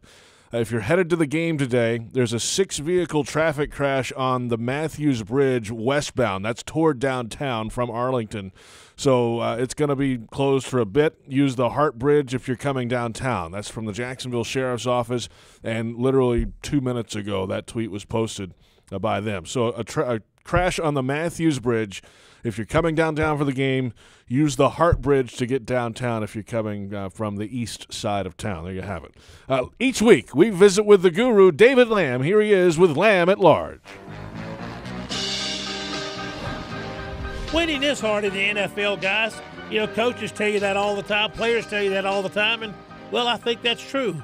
You know, it's really because you don't earn a paycheck in the NFL unless you can play. And I mean play at a very high level. Listen, there are players every year who can run and jump and lift tall buildings. I mean, they can really play, but they're cut and sent home to sell insurance or work at the local bank. Some of them even come back and host sports talk shows. Eesh, don't want any more of that. So if you make it you're a good football player, that's what it comes down to. And the difference between winning and losing on a consistent basis is a handful of exceptional players. And if you happen to be one of the fortunate teams that exceptional player on your team is the quarterback, then you've got a good chance to stay at or near the top year after year after year. Otherwise, you sort of bounce back and forth, playoffs one year, not the next. And if you don't have that quarterback, there's a good chance you'll be one of those teams that goes long stretches and doesn't make the playoffs. But the bottom line, week to week to week, it's hard to win because they're good football players. There are no big overmatches in the NFL. You know, it's not like a high school game where you can overpower an opponent. It just doesn't happen. Some teams have better speed than others, but nobody's going to run away from a team because they have so much better speed. So it all comes down to the players. And let's just say that by NFL standards, the vast majority of players are average football players. Now, generally speaking, that means they're really, really good. By NFL standards, they're pretty average. And I think that's true for just about every player in the league, except for that little pocket of exceptional players at the top, and maybe a little pocket of players who don't belong in the league at the bottom. And those exceptional players, like I said, if you happen to get one of those that's your quarterback, then you've got a chance to win a heck of a lot more. Well, the Jaguars are a team that's accumulated a lot of, very good football players. They have more upper average players than most other teams. And when they win is when their quarterback, when we see good Blake. When they lose is when we see bad Blake. And that's how you go from seeing the Jaguars play so well against the Patriots. Against the Patriots, the Jaguars were a team that could win a Super Bowl. They were almost unbeatable that day. Everything was clicking. Well, against the Titans, their offense sucked. And the truth of the matter is, Blake sucked. I know he had blocked some drop balls. I know he got some pressure. But the bottom line is he missed making some of the throws that the exceptional quarterbacks make most of the time. Missing open receivers, even on some of the throws that were caught, the ball's a little bit behind the receiver, and he has to slow down, and he gets tackled no yards after the catch, or he has to bend down or reach high. It wasn't clicking. Against the Patriots, it was clicking. Against the Titans, it wasn't clicking. Against the Giants, it clicked sometimes and sometimes not. So it comes down to winning is hard. And if the Jaguars are going to keep winning, a lot of it comes down to Blake. It's a cliche, and you get tired of saying Blake, Blake, Blake, but that's the way it is. So if Blake plays well, the Jaguars win. Listen, the Jets come into town today. The Jaguars and Jets. Can the Jets beat the Jaguars? Absolutely. But if Blake plays well, and with the Jaguars being at home, they'll win. I think they'll do just that. They win, they're 3-1, and that's a really good start to the season. David Lamb with Lamb at Large, and hopefully we'll see Dave back in studio very, very soon. Each week we visit with Jaguars head team physician Dr. Kevin Kaplan from Jacksonville Orthopedic Institute. Into the homestand. Here we go against the Jets. I know. It's a big game. Big game. Big win here would set the Jags up for a good amount of games away from this building over the next month and a half or so. Let's talk knees today. You always hear about the meniscus. What is the meniscus? And what's the difference between that and an ACL, PCL, MCL? So when we talk about meniscus, it's actually a type of cartilage in the knee. There are two different types of cartilage. There's a cartilage that covers the ends of the bone, and there's the cartilage between the bone that acts like a cushion. That's your meniscus. So it's what we turn and twist and pivot on. That's why you see such a high rate of meniscal injuries in pretty much any sports, whether it's soccer or basketball or football, because these guys are torquing so hard that they can tear that cartilage. The other things you mentioned, the ACL, PCL, MCL, those are all ligaments, and ligaments connect bones to bones. So the two of those things not only stabilize the joint, but they also protect the joint from degeneration and things like cartilage loss, which is what arthritis really is. So we know about the ACL, MCL, PCL, the tears and all that. You have to get those repaired for the most part. The meniscus, if there's a tear or a partial tear in the meniscus, can you play through it? You can. People can live with meniscus tears. The problem is when it becomes unstable. It's actually shaped like a C. So if you think of the shape of a C, it goes from the front of your joint to the back of your joint, and it's on both sides. So small tears that aren't unstable, you can play through. But when they become bigger, or they actually what's called bucket, where they flip a piece into the joint, then it's a mechanical problem. Guys can get locked knees, or it can cause their knees to buckle, and it's very hard to play with that. So we either try to fix it, and the meniscus is a piece of cartilage, like I said. It doesn't have a great blood supply. So certain meniscus tears you can try to stitch, but if it's torn in an area where there's not a good blood supply, you could stitch it all day long, and what will happen eventually, like a paper clip, that you bend back and forth, eventually the stitch would break, and you have a meniscus tear again. So those you can just kind of trim, and those guys get back a little bit quicker. Are there injections? Is there a different type of therapy for it now than there was 20 years ago? Yeah, we're learning more about orthobiologics, stem cell injections, platelet-rich plasma injections, and those are ways that our body heals itself. When you get cut shaving, you don't bleed and bleed and bleed. Your body forms a clot, and what it has in it are platelets. Platelets have growth factors, and that's how your body heals. So we're trying to figure out better ways to get cartilage to heal. It's kind of the holy grail of where orthopedics is going, is trying to fix cartilage. If we can fix cartilage, we're going to put a lot of joint replacement surgeons out of business. That would be nice. That's right. Not for the joint replacement surgeons. Nice for you, though. That's right. That's right. For sure. Okay, there you have it. We just talked all through it, and I think we're all a little more knowledgeable now. Thank you. See you next week. There's Dr. Kevin Kaplan from Jacksonville Orthopedic Institute. We're about to hear from Nathaniel Hackett, offensive coordinator.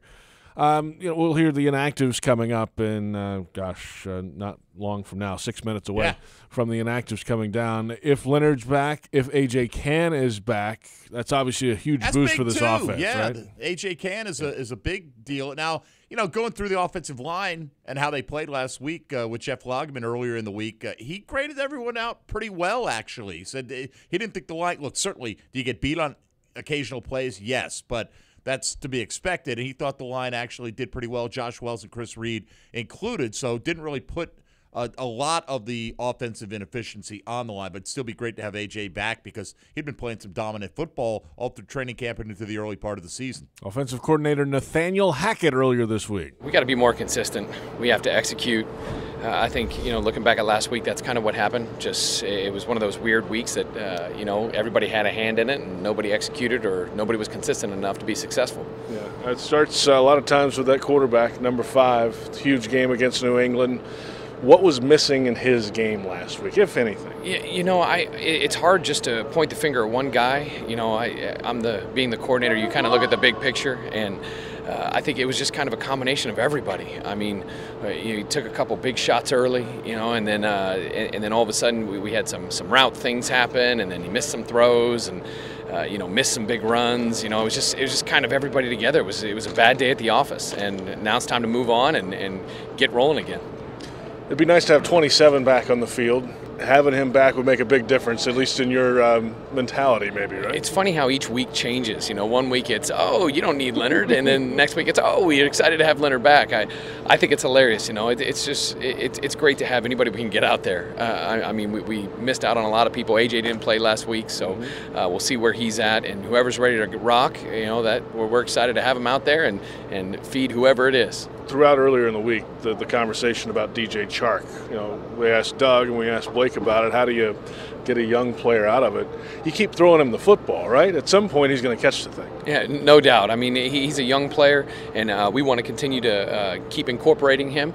And just as a young player, it takes some time. Last year, it took Keelan Cole a little bit of time, and all the rookies that come out there. You know, the game's just really fast, and it's very high intensity, and he's just got to keep getting used to it and keep on going. But we're excited about him. There's Nathaniel Hackett, offensive coordinator for the Jacksonville Jaguars. A traffic reminder, the Jacksonville Sheriff's Office has tweeted an announcement on the Matthews Bridge of a 6-vehicle traffic crash westbound. That is downtown bound for the game if you're coming from Arlington. So they have advised that you use the Hart Bridge if you're coming downtown for the game today, if you're coming from Arlington there. Yeah, hopefully everybody's okay. I hope so as well. We'll continue to provide updates when they come across from the Jacksonville Sheriff's Office. But again, if you're coming downtown from Arlington, avoid the Matthews Bridge, a 6-vehicle traffic crash westbound that's toward downtown. Use the Hart Bridge if you're coming to the game. Inactives are coming up next. Austin Seferian-Jenkins right around the corner as well. He's facing his former team today. Mike Dempsey's conversation coming up.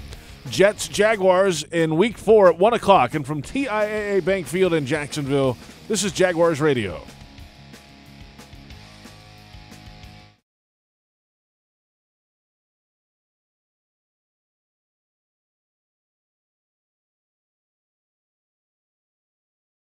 Who's the Jaguars MVP? At Mellow Mushroom, it all depends on their favorite ingredients. Each month of the 2018 season, Mellow Mushroom will highlight a Jaguars player's most valuable pizza and raise money for a charity of their choice. This September, try the Funky Q and support Blake Bortles and the Blake Bortles Foundation and its work with first responders and individuals with intellectual and developmental disabilities. Visit mellowmushroom.com and find a restaurant location near you.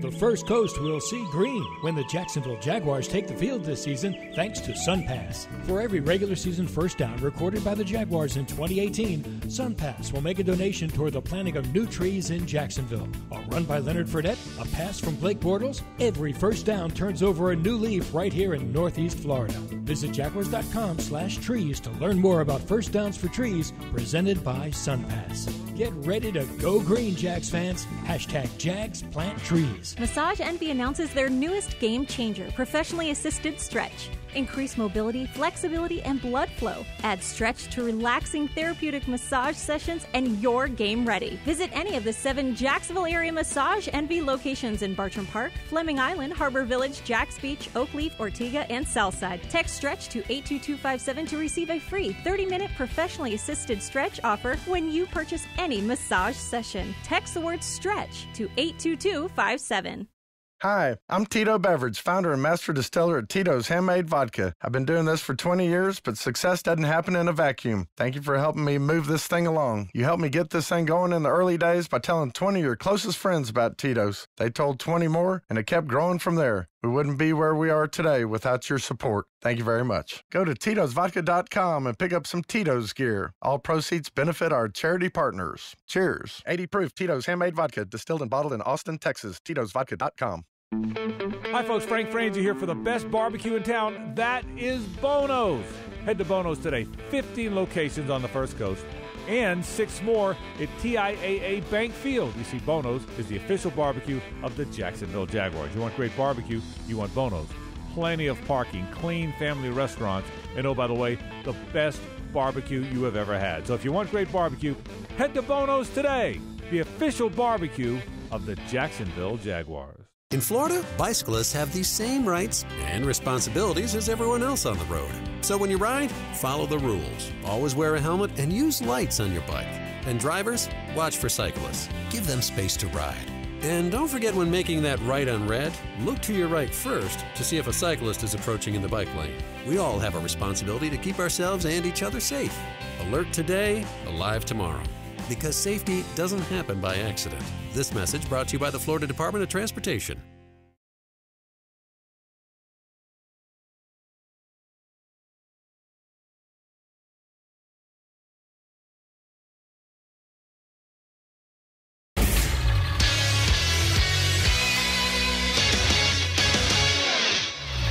I'm Tony Smith with your 1010XL local sports update. The Florida Gators went on the road last night against the 23rd-ranked Mississippi State Bulldogs, who had revenge on their mind, with Gators' new head coach Dan Mullen heading back to Starkville after spending nearly a decade there as their head coach. Mullen and the Gators found a way to get the win, coming out on top 13-6, with the lone touchdown coming via the trick play when Kadarius Toney found Morrill Stevens for a 20-yard touchdown midway through the third quarter. The Gators moved to 4-1 on the season with the win. LSU will be in the Swamp next week. Florida State went on the road as well, trailing by 10 points heading into the fourth quarter against the Louisville Cardinals. DeAndre Francois led the Noles to the comeback win with 2 fourth-quarter touchdown tosses, including a 58-yard touchdown pass to Naquan Murray with under 2 minutes to play. Florida State improves to 3-2 on the year with the win. They play the 4-1 and 16th-ranked Miami Hurricanes next week. And the Europeans have gotten the Ryder Cup back. They are officially victorious over Team USA as of about half an hour ago. I'm Tony Smith with your 1010XL local sports update. More of the Publix Tailgate Show with JP Shadrick and Mike Dempsey coming up next. The Publix Tailgate Show continues right now. We're back. JP Shadrick, Mike Dempsey from the HananiaAutos.com studio at TIAA Bank Field. It's week 4. The Jags and the Jets coming up at 1 o'clock. Today's game presented by Baptist Health. The inactives have been announced for the Jacksonville Jaguars. We'll go down the list numerically here. Rashad Green, senior, the wide receiver, inactive. DJ Hayden with a toe issue. He is out again this week, the cornerback. Running back Brandon Wilds is inactive. Defensive tackle Eli Anku is out. Chris Reed, offensive lineman, started last week. He won't today. He is inactive. Will Richardson Jr. is inactive, and Dwan Smoot, defensive end. So notably there, of course, Leonard Fournette is up, available, and active today, as is right guard A.J. Cann for this offense. Yeah, as soon as you read Brandon Wild's names, I'm sure, no offense to Brandon, I'm sure a lot of Jaguar fans are like, all right, that means Leonard must be playing today, and he is. For the Jets, inactives today include cornerback Justin Burris, outside linebacker Frankie Louvu, Dakota Dozier, an offensive lineman, wide receiver Sharon Peak, former Jaguar tight end Neil Sterling will not suit up today, cornerback Derek Jones, and defensive lineman Folarunsho Fatukasi. Frank Frangi's very happy he's inactive today because that's probably the only time he'll get mentioned now on the broadcast. I think I got that one right. I went phonetically off the pronunciation Pretty guide. good. So Folarunsho Fatukasi will not be suiting up for the Jets. Who's that again? Say it one more time. Folarunsho Fatukasi. By the way, Marcus May, their starting free safety, is active for the first time all year, so they've been without him. They've got a pretty good secondary, the Jets do, and May makes it that much better. They're your inactives for today, and you had a chance this week to catch up with ASJ playing his former team. I did, and, you know, he's a very thoughtful guy. I like talking to Austin Seferian-Jenkins, and one of the things I wanted to talk to him about was the fact that he was going up against a former team. Didn't think he necessarily had any ill will towards him or anything like that, but he had some interesting replies to this game and the motivation going into it, so let's listen in. Brought to you by Baptist Health, changing healthcare for good. We sit down for a few minutes with Austin Seferian-Jenkins of the Jacksonville Jaguars, formerly of their opponent, the New York Jets. How you doing, Austin? I'm doing very well. Thanks for having me today. Hey, good to have you on board, man. What's it been like? This is your third straight home game. What's the crowd reaction and the fan support been like for you, your first couple of home games in Jacksonville? Honestly, it's really been the best home field crowd I've ever played in front of. You know, at the professional level, you know, they definitely got it going. They got it going loud. People are having fun. The whole city comes out. Unfortunately, last week we couldn't get a win for them. Sure. But I know they're going to be out here yelling loud for us again this Sunday. You know, that's part of the home field advantage. Part of it is the heat of September, man. I mean, I know you guys went through a tough training camp. Do you feel like you're a little bit better acclimated to your opponents coming in to deal with it right now? Well, I think that, you know, the New York Jets obviously have guys that have played in the South, whether it be Louisiana State.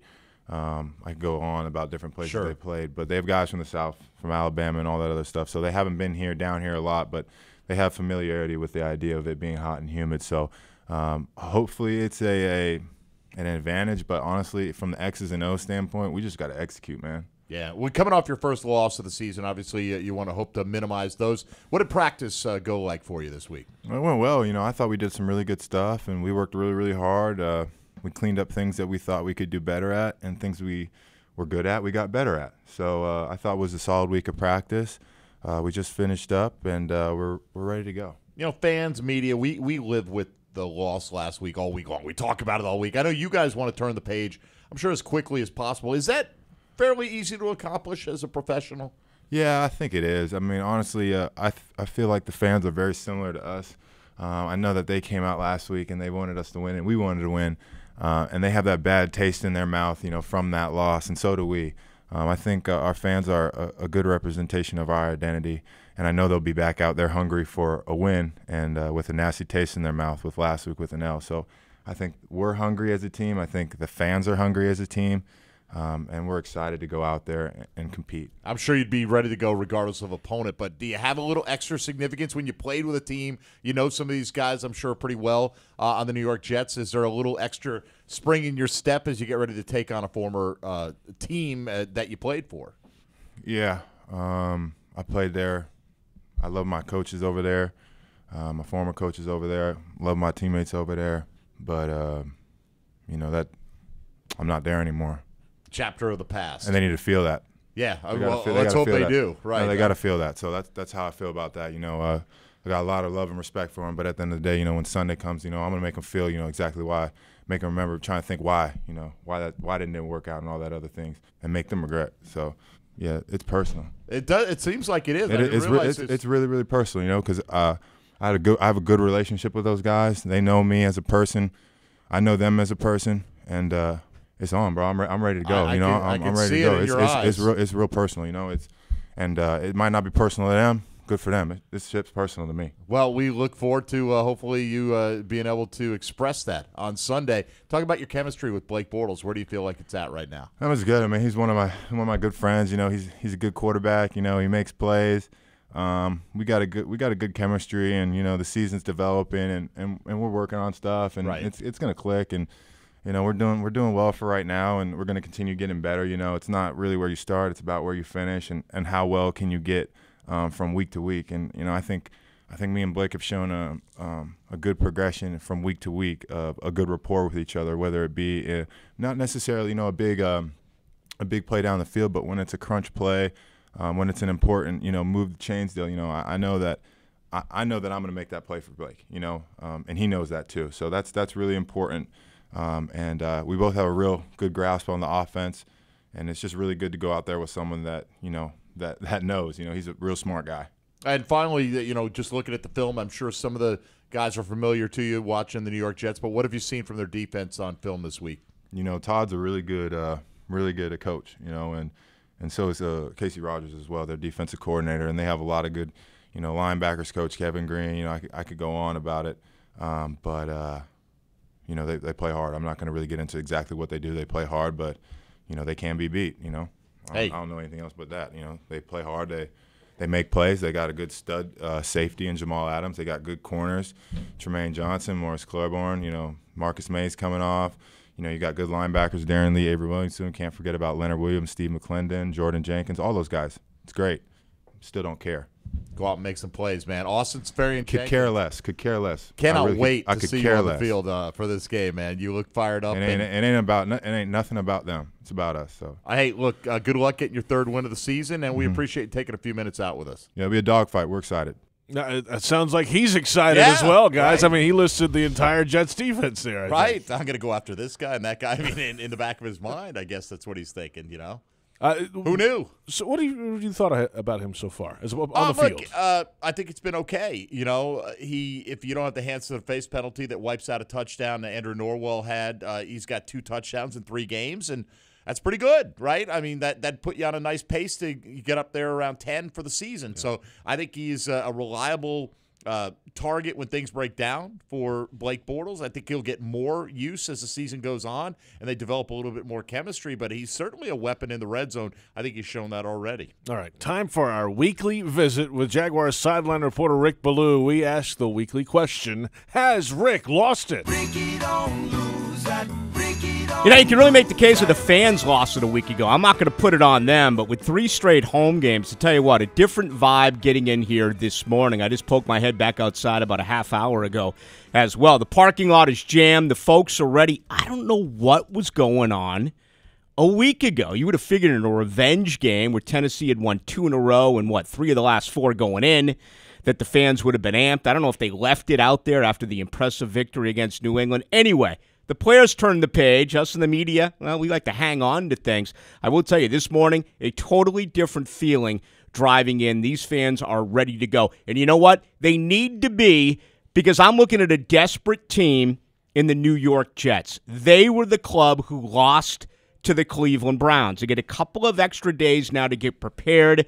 In my opinion, this should be a woodshed game for the Jacksonville Jaguars, but I'm always nervous about a team that is desperate. The Todd Bowles rumors, they're already there. Yeah, he got a 2-year extension during the summer, but that was because he didn't want to put him out there on lame duck type of status. This week, he's already been mentioned about taking over for Casey Rogers and hurry-up 2-minute defense and things along those lines. He absolutely denied that report Wednesday during his press conference. Then maybe his best defensive player, Jamal Adams, comes out and says, we were not prepared for Baker Mayfield. Well, the head coach, Todd Bowles, steps up and said that he misspoke, that his second-year player was prepared, that he didn't know what he was doing when he mentioned that during his press conference. What I'm getting at, it's a team that's wounded. This is a team that makes a lot of mistakes. They're among league leaders as far as penalties.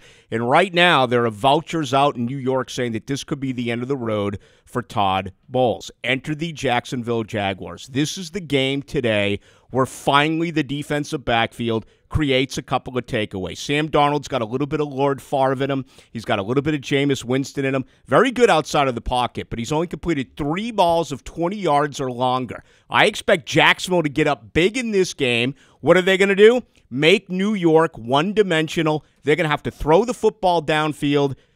There you have it. The Jaguars secondary, they create a couple of turnovers. They're a balanced attack offensively, both with the return of Can and Fournette. JP and Mike, they get it done on the ground. Bortles has only had 1 turnover in his last 5 home games. They get it done in the air. Vegas tells us that the total, this is the lowest game this week, 38.5 points. I'm going to put it right in the number. I like the Jaguars today, 28-10. There you have it. Rick Ballou has Rick lost. Unless you have that hook, then it's the under. Shocking, there are vultures in New York, huh? Wow. Yeah, some Who people. knew? Yeah, some thought that he would not make it through a year ago. I mean, the Jets a couple years ago made it into the playoffs. We all remember what happened last year when, the inconsistency early on for Jacksonville. I had them winning in New York, and they went out there and they lost the game. And, there is some unhappiness. They got a young team, particularly at quarterback. But it's been an interesting week. Both the Jamal Adams and then the situation with the report with Casey Rogers backpedaling all week long has been Todd Bowles. All right. Rick, thanks a lot. Have a good Thank one you, today. guys. Stay hydrated down there. Yes, I will. Again, No another doubt. hot one today Yeah. for the Jets and the Jaguars. By the way, a traffic update. The Matthews Bridge was closed earlier westbound toward downtown with a 6-vehicle traffic crash, according to the Jacksonville Sheriff's Office. And just 2 minutes ago, they have updated. The Matthews Bridge westbound is now clear. Traffic is back flowing, so that's good news. If you're heading in from Arlington toward downtown for the game today, the Matthews Bridge is back open. We'll come back on the Publix Tailgate Show with a visit with the Ozone. Jaguars.com senior writer John Ogier in studio with us. Jeff Lageman, Tony Baselli are back for some final thoughts as well. Jaguars Radio Network coverage starts at noon with Countdown to Kickoff. We're a little over an hour away from Week 4. The Jets and the Jaguars. And from TIAA Bank Field in Jacksonville, this is Jaguars Radio.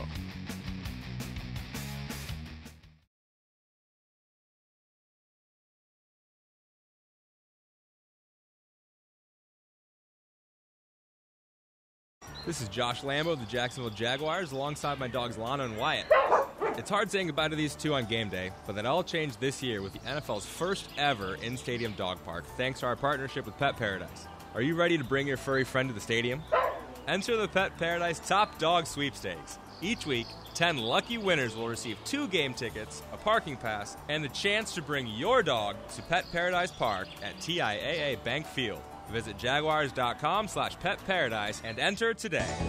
Only in Jacksonville can you tour a state-of-the-art hospitality show home before a game. Hi, this is Lauren Brooks. Make it a point to visit the Dreamfinders Home's newest stadium home before any home Jaguars game. Take a free tour and register for a chance to win amazing grand prizes. Dreamfinders Homes will select one winner per home game.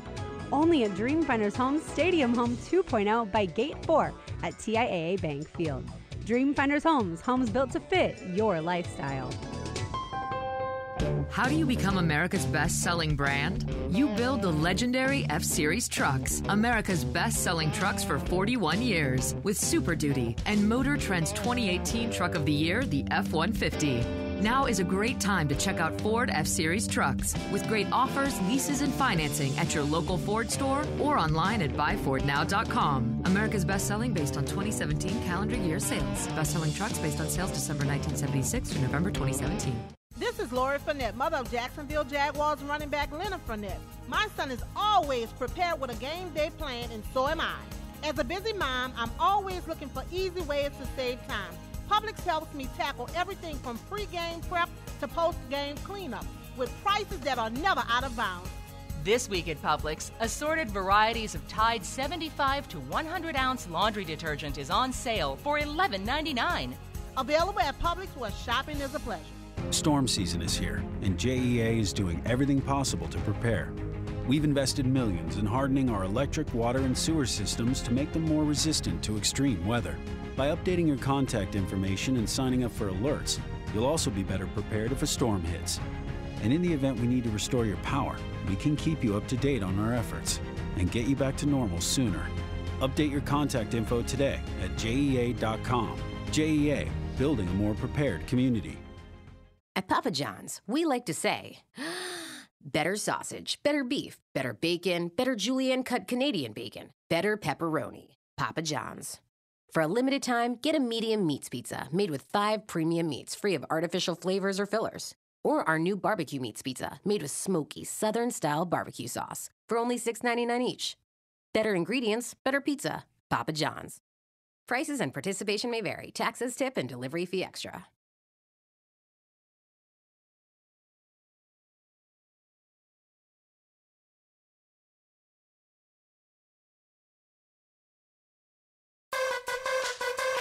Final moments of the Publix Tailgate Show. The Jets and the Jaguars tee it up at 1 o'clock at TIAA Bank Field. Today's game presented by Baptist Health. Check out the daily shows on Jaguars.com and Jags social media. Jaguars Drive Time Monday through Friday, 8:30 a.m. And Jaguars Happy Hour Monday through Thursday starting at 4 o'clock. Available on the team website, Jaguars.com and Jags social media. It's time for our weekly visit with the Ozone. The Ozone. Jaguars.com senior writer John Ozier with us. He's got a couple of buddies alongside as well. They don't have intros, though. Yeah, buddies somehow I always have to bring buddies guests. is a stretch. Yeah. A stretch. Although Baselli is bowing down to me this week. Oh, really? Well, I mean, how's that? He argued that the Titans would be an easy victory for the Jaguars, and I said I thought it was tight. And I already said what I say right after the game. If you didn't say it publicly. Publicly, huh? You were right, John. Should we go through all the times you were wrong now as well? It's a short list. Tony. It'll be a short list, Tony. No. But good news, JP. I feel much better about this game. Do you? Yeah. Why? Tell me why. Because this week. It has to go a certain way. I don't feel like this is a blood. I don't feel like this is one-sided. I feel like the Jaguars can stop the Jets' running game early. That's the key to me. If the Jets can't run in the first quarter and a half, then I think the Jaguars can get to Sam Darnold. I think they make it a one-sided game.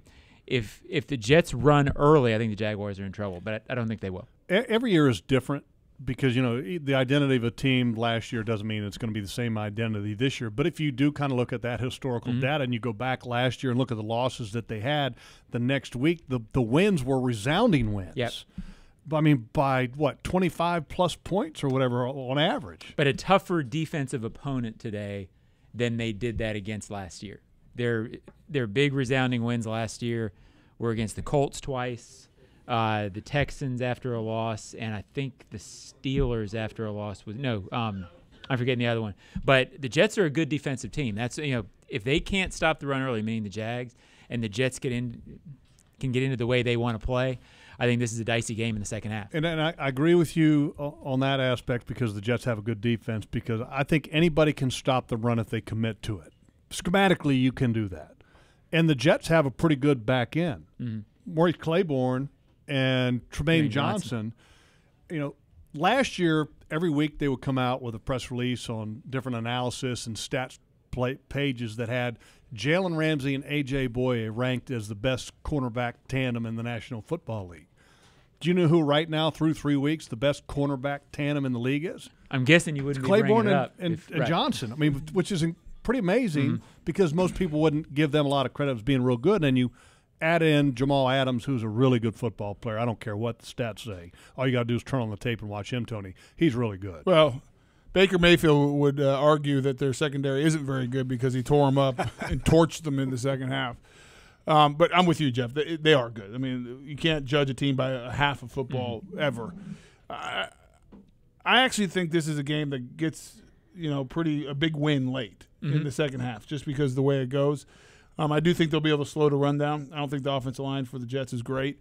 And I think, forcing Darnold back there, if you can force him to throw 40-plus times, you're going to get your hands on a couple balls and create some opportunities for you. So I'm expecting the Jags offense, to play better than they did last week. If they don't get that run game going a little bit and they don't have a better day from Bortles and the receivers, then it's going to be the way the Jets win this game is the same way I said the Titans could win it.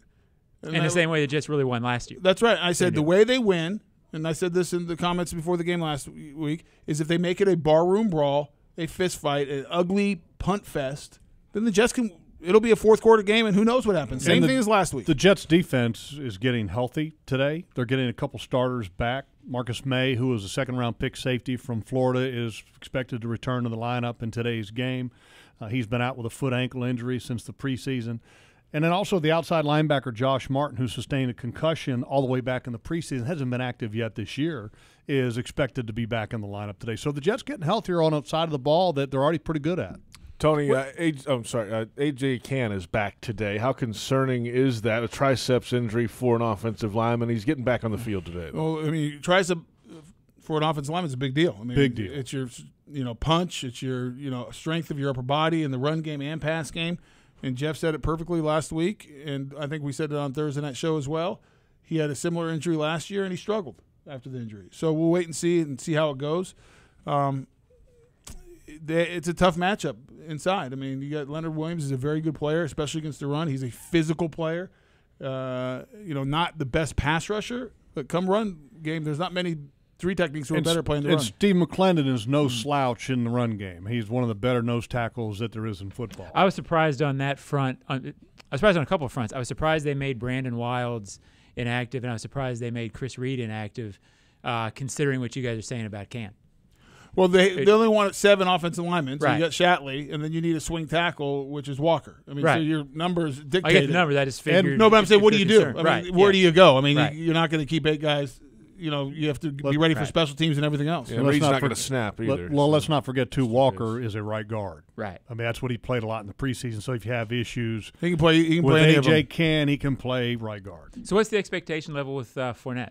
I mean, I'll be honest with you, mine's not very high. It just coming off a hamstring. We saw it last year with the ankle. I don't know if Leonard will open it up and let it go, and that's my concern. If he is not mentally ready to go, I'm not questioning. Obviously, hamstring, soft tissue for a skilled position is very difficult. I'm not questioning that, but based on what we saw last year, when he's not feeling himself.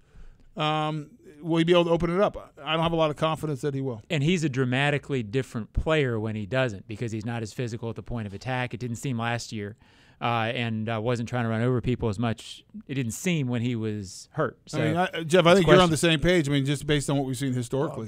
If you look at the numbers from last year when he was hurt versus when he wasn't. Pre-injury, he was 4+ yards a carry. Post-injury, he was sub-3. I mean, it is what it is. Lie. Yeah, so. I'm with you guys. I'm really concerned about where his productivity level will be at today. And I think if that's the case, where's Yeldon? Where's TJ? I mean, we know where he's at. I know he's coming off the ankle. He's not 100% either. Not 100%. Corey Grant shown that not a between the tackle running back. And that's why I was a little surprised. I was more surprised with Wilds being inactive. Right. I agree with that. You might have a safety net there. But they haven't really used him that much when he has been active. Are you guys seriously telling me that you're John? Really, your Brandon Wilds inactive surprises you? Well, I think from a number standpoint, if Fournette can't go, you have Yeldon. Something happens only in the game, because Fournette has been so dicey in terms of being on the field, and then when he's off the field, Yeldon and Grant are not the same combination as if they have a true running back in there with. Well, this is why it doesn't work. I'm with Jeff. I know where he's going because I don't want to be too critical of Brandon Wiles, but even if he's active, does that give you a lot of confidence? Well, right. I mean, right, Jeff? And that's what Jeff's saying, I think. Thank you. And they haven't used him in that way. All right, guys. Jeff Lageman, Tony Maselli. We have to go? You got to go. Oh, okay. Well, you can stay as long as you want. I don't care. Just not here. You just can't talk. You got to go home, but you can't stay here. Have a great writing day today. I'll try. I'll give my best. You weren't very good last week. The network coverage begins in just a moment. The Jets struggling. And the Jags at 1 o'clock. This is Jaguars Radio.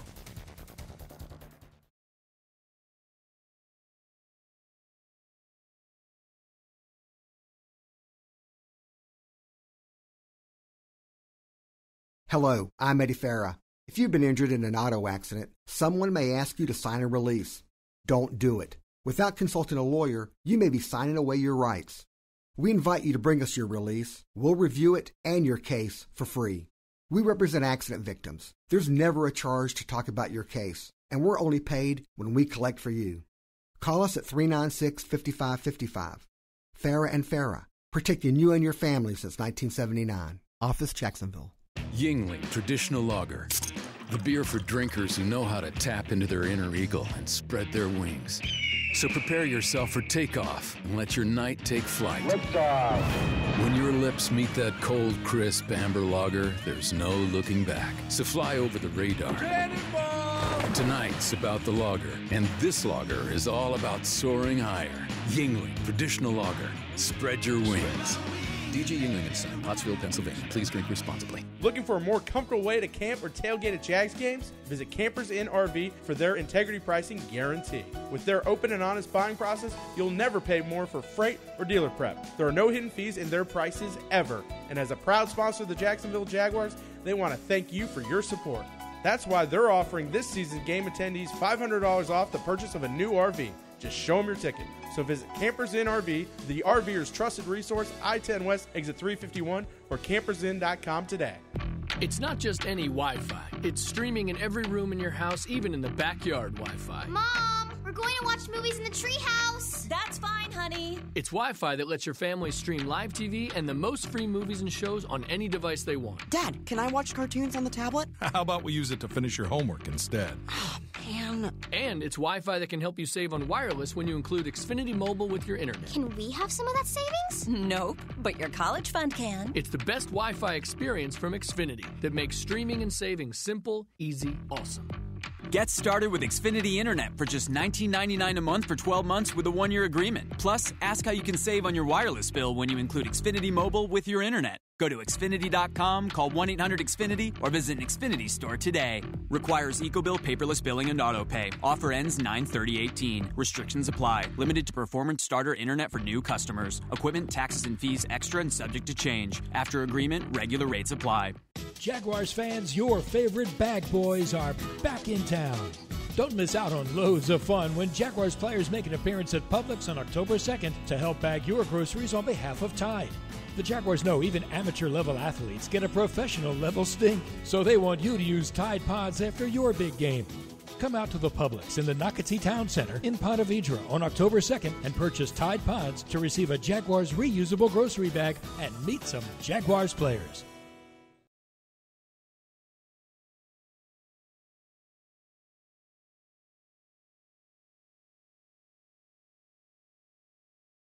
That ball is caught by Keelan Cole. What a catch. He brought it in with one hand along the far sideline. A one-handed catch to the 46-yard line and a first down. Welcome to Countdown to Kickoff. Countdown to Kickoff. In the next hour, we'll bring you everything you need to know about today's game and the latest news from around the NFL. You'll hear from Jaguars great Fred Taylor, Pete Prisco, and Jaguars head coach Doug Marrone. Countdown to Kickoff is brought to you by Baptist Health, Farah and Farah, Geico, Ticket Exchange, and by TIAA Bank. Let's get the countdown started. Here are Mike Dempsey and JP Shadrick. As we move into Week 4 in the National Football League, the Jags wrap a 3-game homestand this afternoon in need of a win to get back on track. The New York Jets are in town at 1-2. They'll face the Jacksonville Jaguars at 2-1. Kickoff set for 1 o'clock at TIAA Bank Field. Today's game presented by Baptist Health. Welcome into Countdown to Kickoff. JP Shadrick, Mike Dempsey. We're at the HananiahAutos.com studio at TIAA Bank Field. Nice hot Sunday. At the end of September, the Jags trying to finish the first quarter of the season with a winning record. Yeah, getting used to those hot Sundays, JP. Hopefully they'll help melt the Jets today. 3-1. Look, it's not ideal when you're sitting there at 2-0 and the way last week went down, but you can't do anything about that now. And at 3-1, they would be a game better than where they stood last year and, you know, feeling pretty good about themselves. I think overall, if you get that mark coming out of the first month of the season, and we all know how last year ended up. So, look, plenty of football and all in the control of the Jags as to, all their goals still out in front of them. Let's get to today's top stories for this Week 4 matchup, the Jets and the Jaguars. Jags looking to bounce back from that loss to the Titans last week. For head coach Doug Marrone, all the prep and recovery from last week is nice and getting ready for this week, but Sunday's performance today is what matters. You know, coming in with a mindset of, really being focused, really putting in the work and the preparation. And I've always said this, and I truly believe it's that, you've got to put in the work, got to put in the preparation, but you can't make the mistake of not understanding that it's a performance-based business that you have to do it on Sunday. So even if you go during the week and you do a great job, when that Sunday comes, you got to be able to put that on the field and be able to perform. And they did have a good week of work, and that we talked in an earlier show today about the bounce back ability a season ago for this Jags team. When they would drop a game, they would come back emphatically the next week. That was last year's team.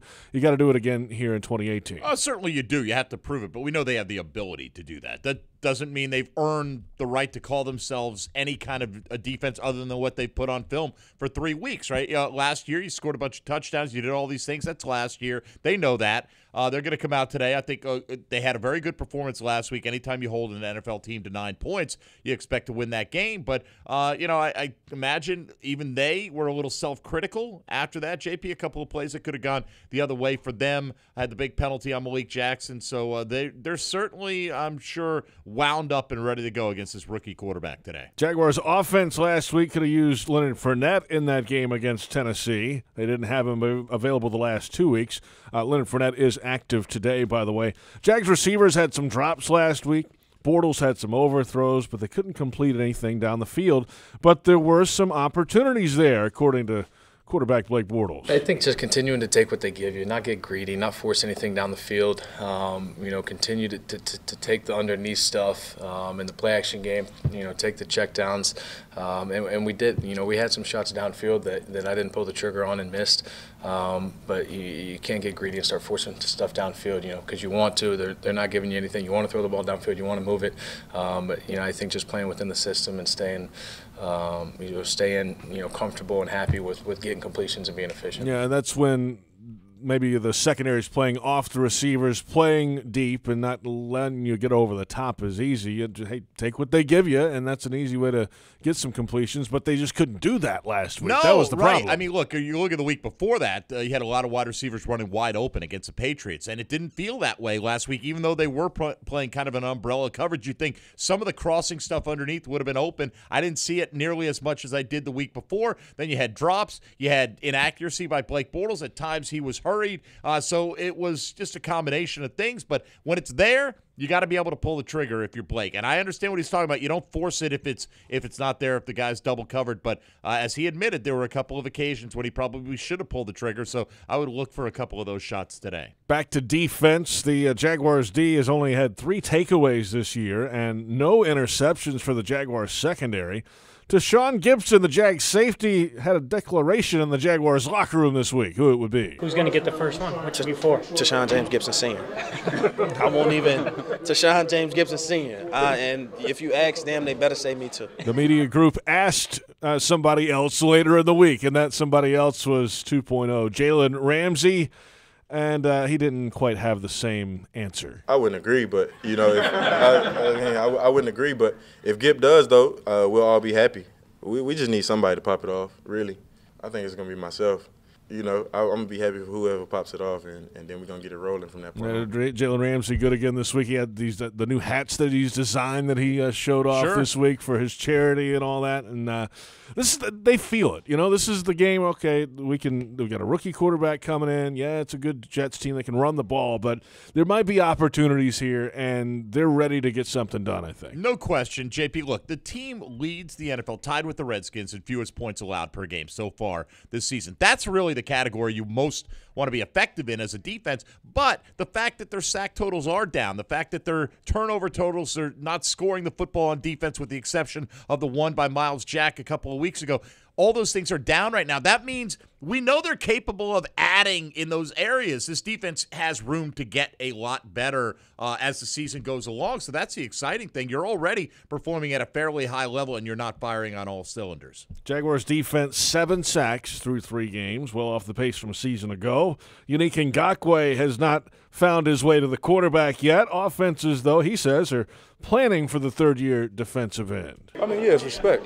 Guys are keying in on me and things of that nature, but at the same time, you can't change the way you rush. You got to keep rushing the same way. You can't get frustrated, man. At the end of the day, you can't press for nothing. You just got to keep playing your game.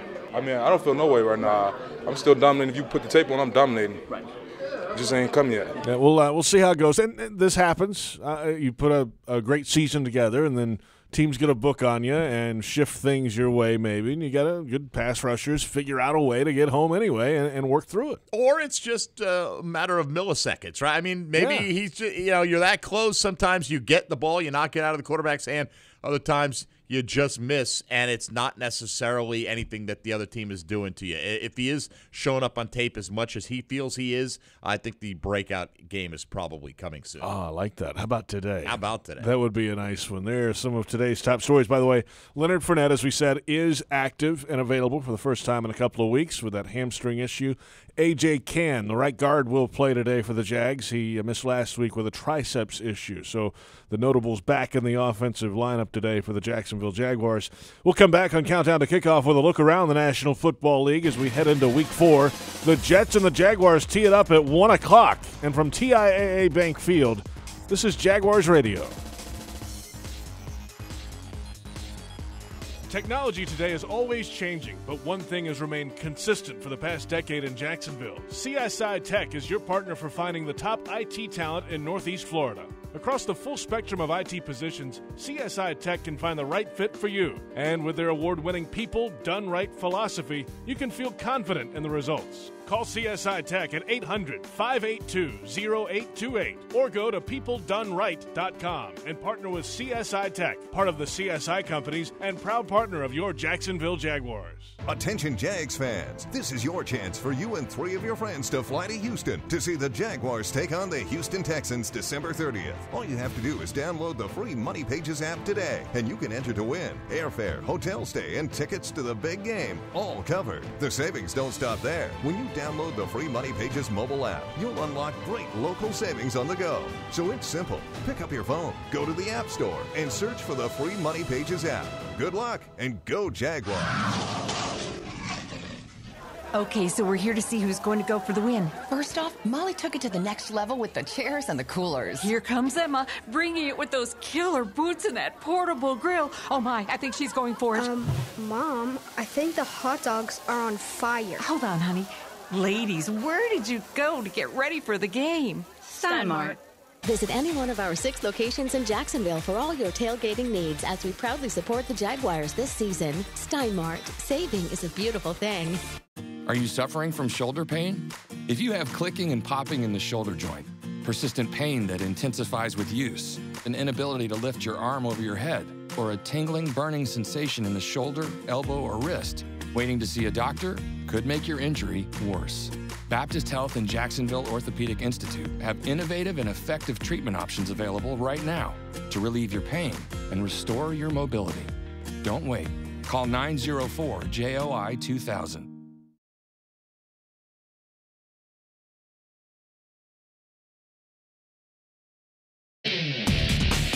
Countdown to Kickoff rolls along. Jets, Jaguars at 1 o'clock in Week 4. Today's game presented by Baptist Health. JP Shadrick, Mike Dempsey. We're inside the HananiaAutos.com studio at TIAA Bank Field. The this is the beginning after this week, a stretch of a long number of games away from this stadium for the Jaguars. Only one game in this building over the next 6 weeks. So a win here at home is a pretty darn important today. Yes. Yeah. I mean, you want to defend your home field, 6-2 last year. You want something similar, if not running the table the rest of the way. So you got to get this one, JP. You're right. It's tough on the road in the NFL. That's why, we go back to week 1.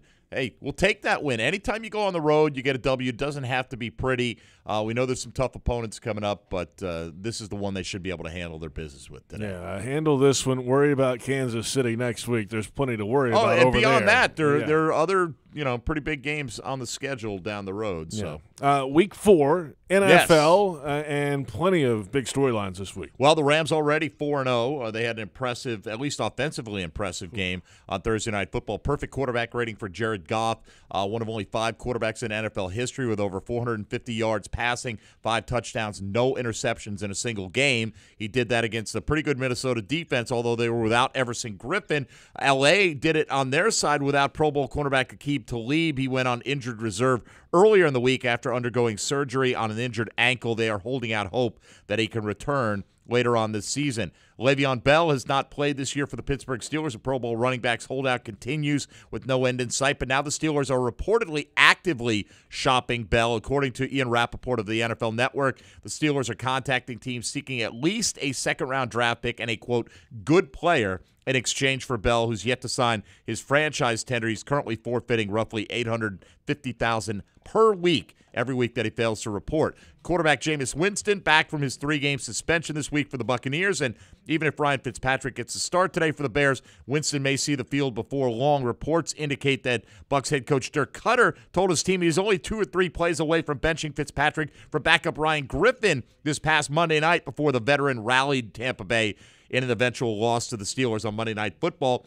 We've talked a lot about the rules with roughing the quarterback, the lowering the helmet stuff this year, and during a conference call this week, the NFL Competition Committee reportedly chose not to push for any changes to the roughing the passer rule that's caused a lot of controversy already this year. No changes proposed regarding defenders putting their body weight on a quarterback when making a hit or a sack. However, the expectation is there will be fewer roughing the passer calls going forward as the league wants to emphasize to officials they need to be sure a player applied all or most of his body weight when making a hit before throwing that flag. And as we go around the AFC South with the Jags in action at home versus the Jets today, they're tied at the top of the division, but Tennessee with the tiebreaker at 2-1. They will host the 2-1 Philadelphia Eagles, and winless Houston is in Indianapolis to take on the 1-2 Colts today as well. All right, we'll look around the National Football League. What's your, Mike, your biggest surprise storyline team so far through 3 going into 4 weeks? I mean, Houston's a surprise, the fact that they're 0-3, I think, getting Deshaun Watson back, getting some help back on defense. I think the surprise, not necessarily with the record of Kansas City, but the fact that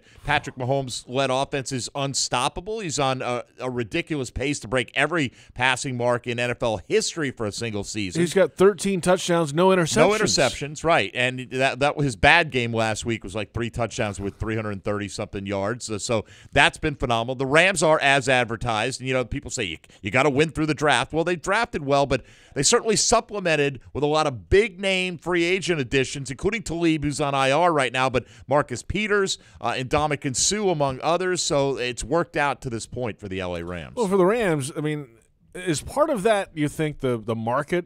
You have to win in L.A., right? You have to go for it. Right? But I think what it is the new formula in the NFL that seems to be emerging is if you can get a quarterback who's good on his rookie contract and you can spend a bunch of money elsewhere while you've got him cost controlled, to the point now where people are speculating, do you get rid of a quarterback at the end of his rookie deal and just look for the next one and open up 3-year windows, right? And, and I don't suggest the Rams are going to do that necessarily, but Jared Goff is on a cost-controlled deal, so they've got cap space, and they feel, you know what, in this division, Seattle's coming backwards, Arizona's not ready to contend, now San Fran's without Jimmy Garoppolo. Let's go get one. They're going to run away with the division. Now they're going to worry about setting themselves up for a home field advantage throughout the playoffs. There's our look around the National Football League. We'll return Mike Dempsey's weekly visit with CBS Sports senior writer Pete Prisco. The Jets and the Jaguars tee it up at 1 o'clock. And from TIAA Bank Field, this is Countdown to Kickoff on the Jaguars Radio Network. You say there's nothing quite like the feel of the open road when you ride a motorcycle. You know it takes concentration, knowledge, and skills beyond those required to drive a car. Ride Smart Florida would like to take this opportunity to remind you to enjoy the road, but to always ride smart. S-M-A-R-T. Say no to drinking and riding. Make yourself more visible to motorists. Always wear your helmet. Ride in control. Train regularly and get endorsed. Visit RideSmartFlorida.com for more details. Do you ride smart? This message is provided by the Florida Department of Transportation. As a young boy, Gavin loved playing football. He lived and breathed it, wanted to go pro. Why, he'd spend hours upon hours just practicing his touchdown dances. And one day, while getting fitted for bifocals, he realized he was never much good at throwing, or running, or catching, or even kicking. Yeah, Gavin's chances of playing pro football were looking like fourth and long. Very long. But he did hear how Geico could save him money on car insurance, so he switched and saved. Then he did kind of a touchdown dance. At least he was still good at that. Jags fans, your defending AFC South champs are committed to playing at the top of their game. And at TIAA Bank, we're ready to get your money in top form. By opening a yield pledge checking or money market account, you'll be able to unlock some of the most competitive rates in the country. Visit a financial center near you or find us online at TIAABank.com/Jags. TIAA Bank is a division of TIAA, FSB, member FDIC, and the official bank of the Jacksonville Jaguars. Hi, this is Tony Baselli. It's no secret that I love the sandwiches at Daly's Dash. But there's one sandwich that stands above the rest of them, and it keeps me coming back over and over again. It's called the Boss. They pile that bad boy with lots of roast beef, Munster cheese, roasted mushrooms, caramelized onions, and of course some Dash sauce. Which, as much as I travel during football season, this sandwich is one more thing that makes me eager to get back to Jacksonville. I could eat the Boss every day. Daly's, a local Jacksonville company. It's nicer here.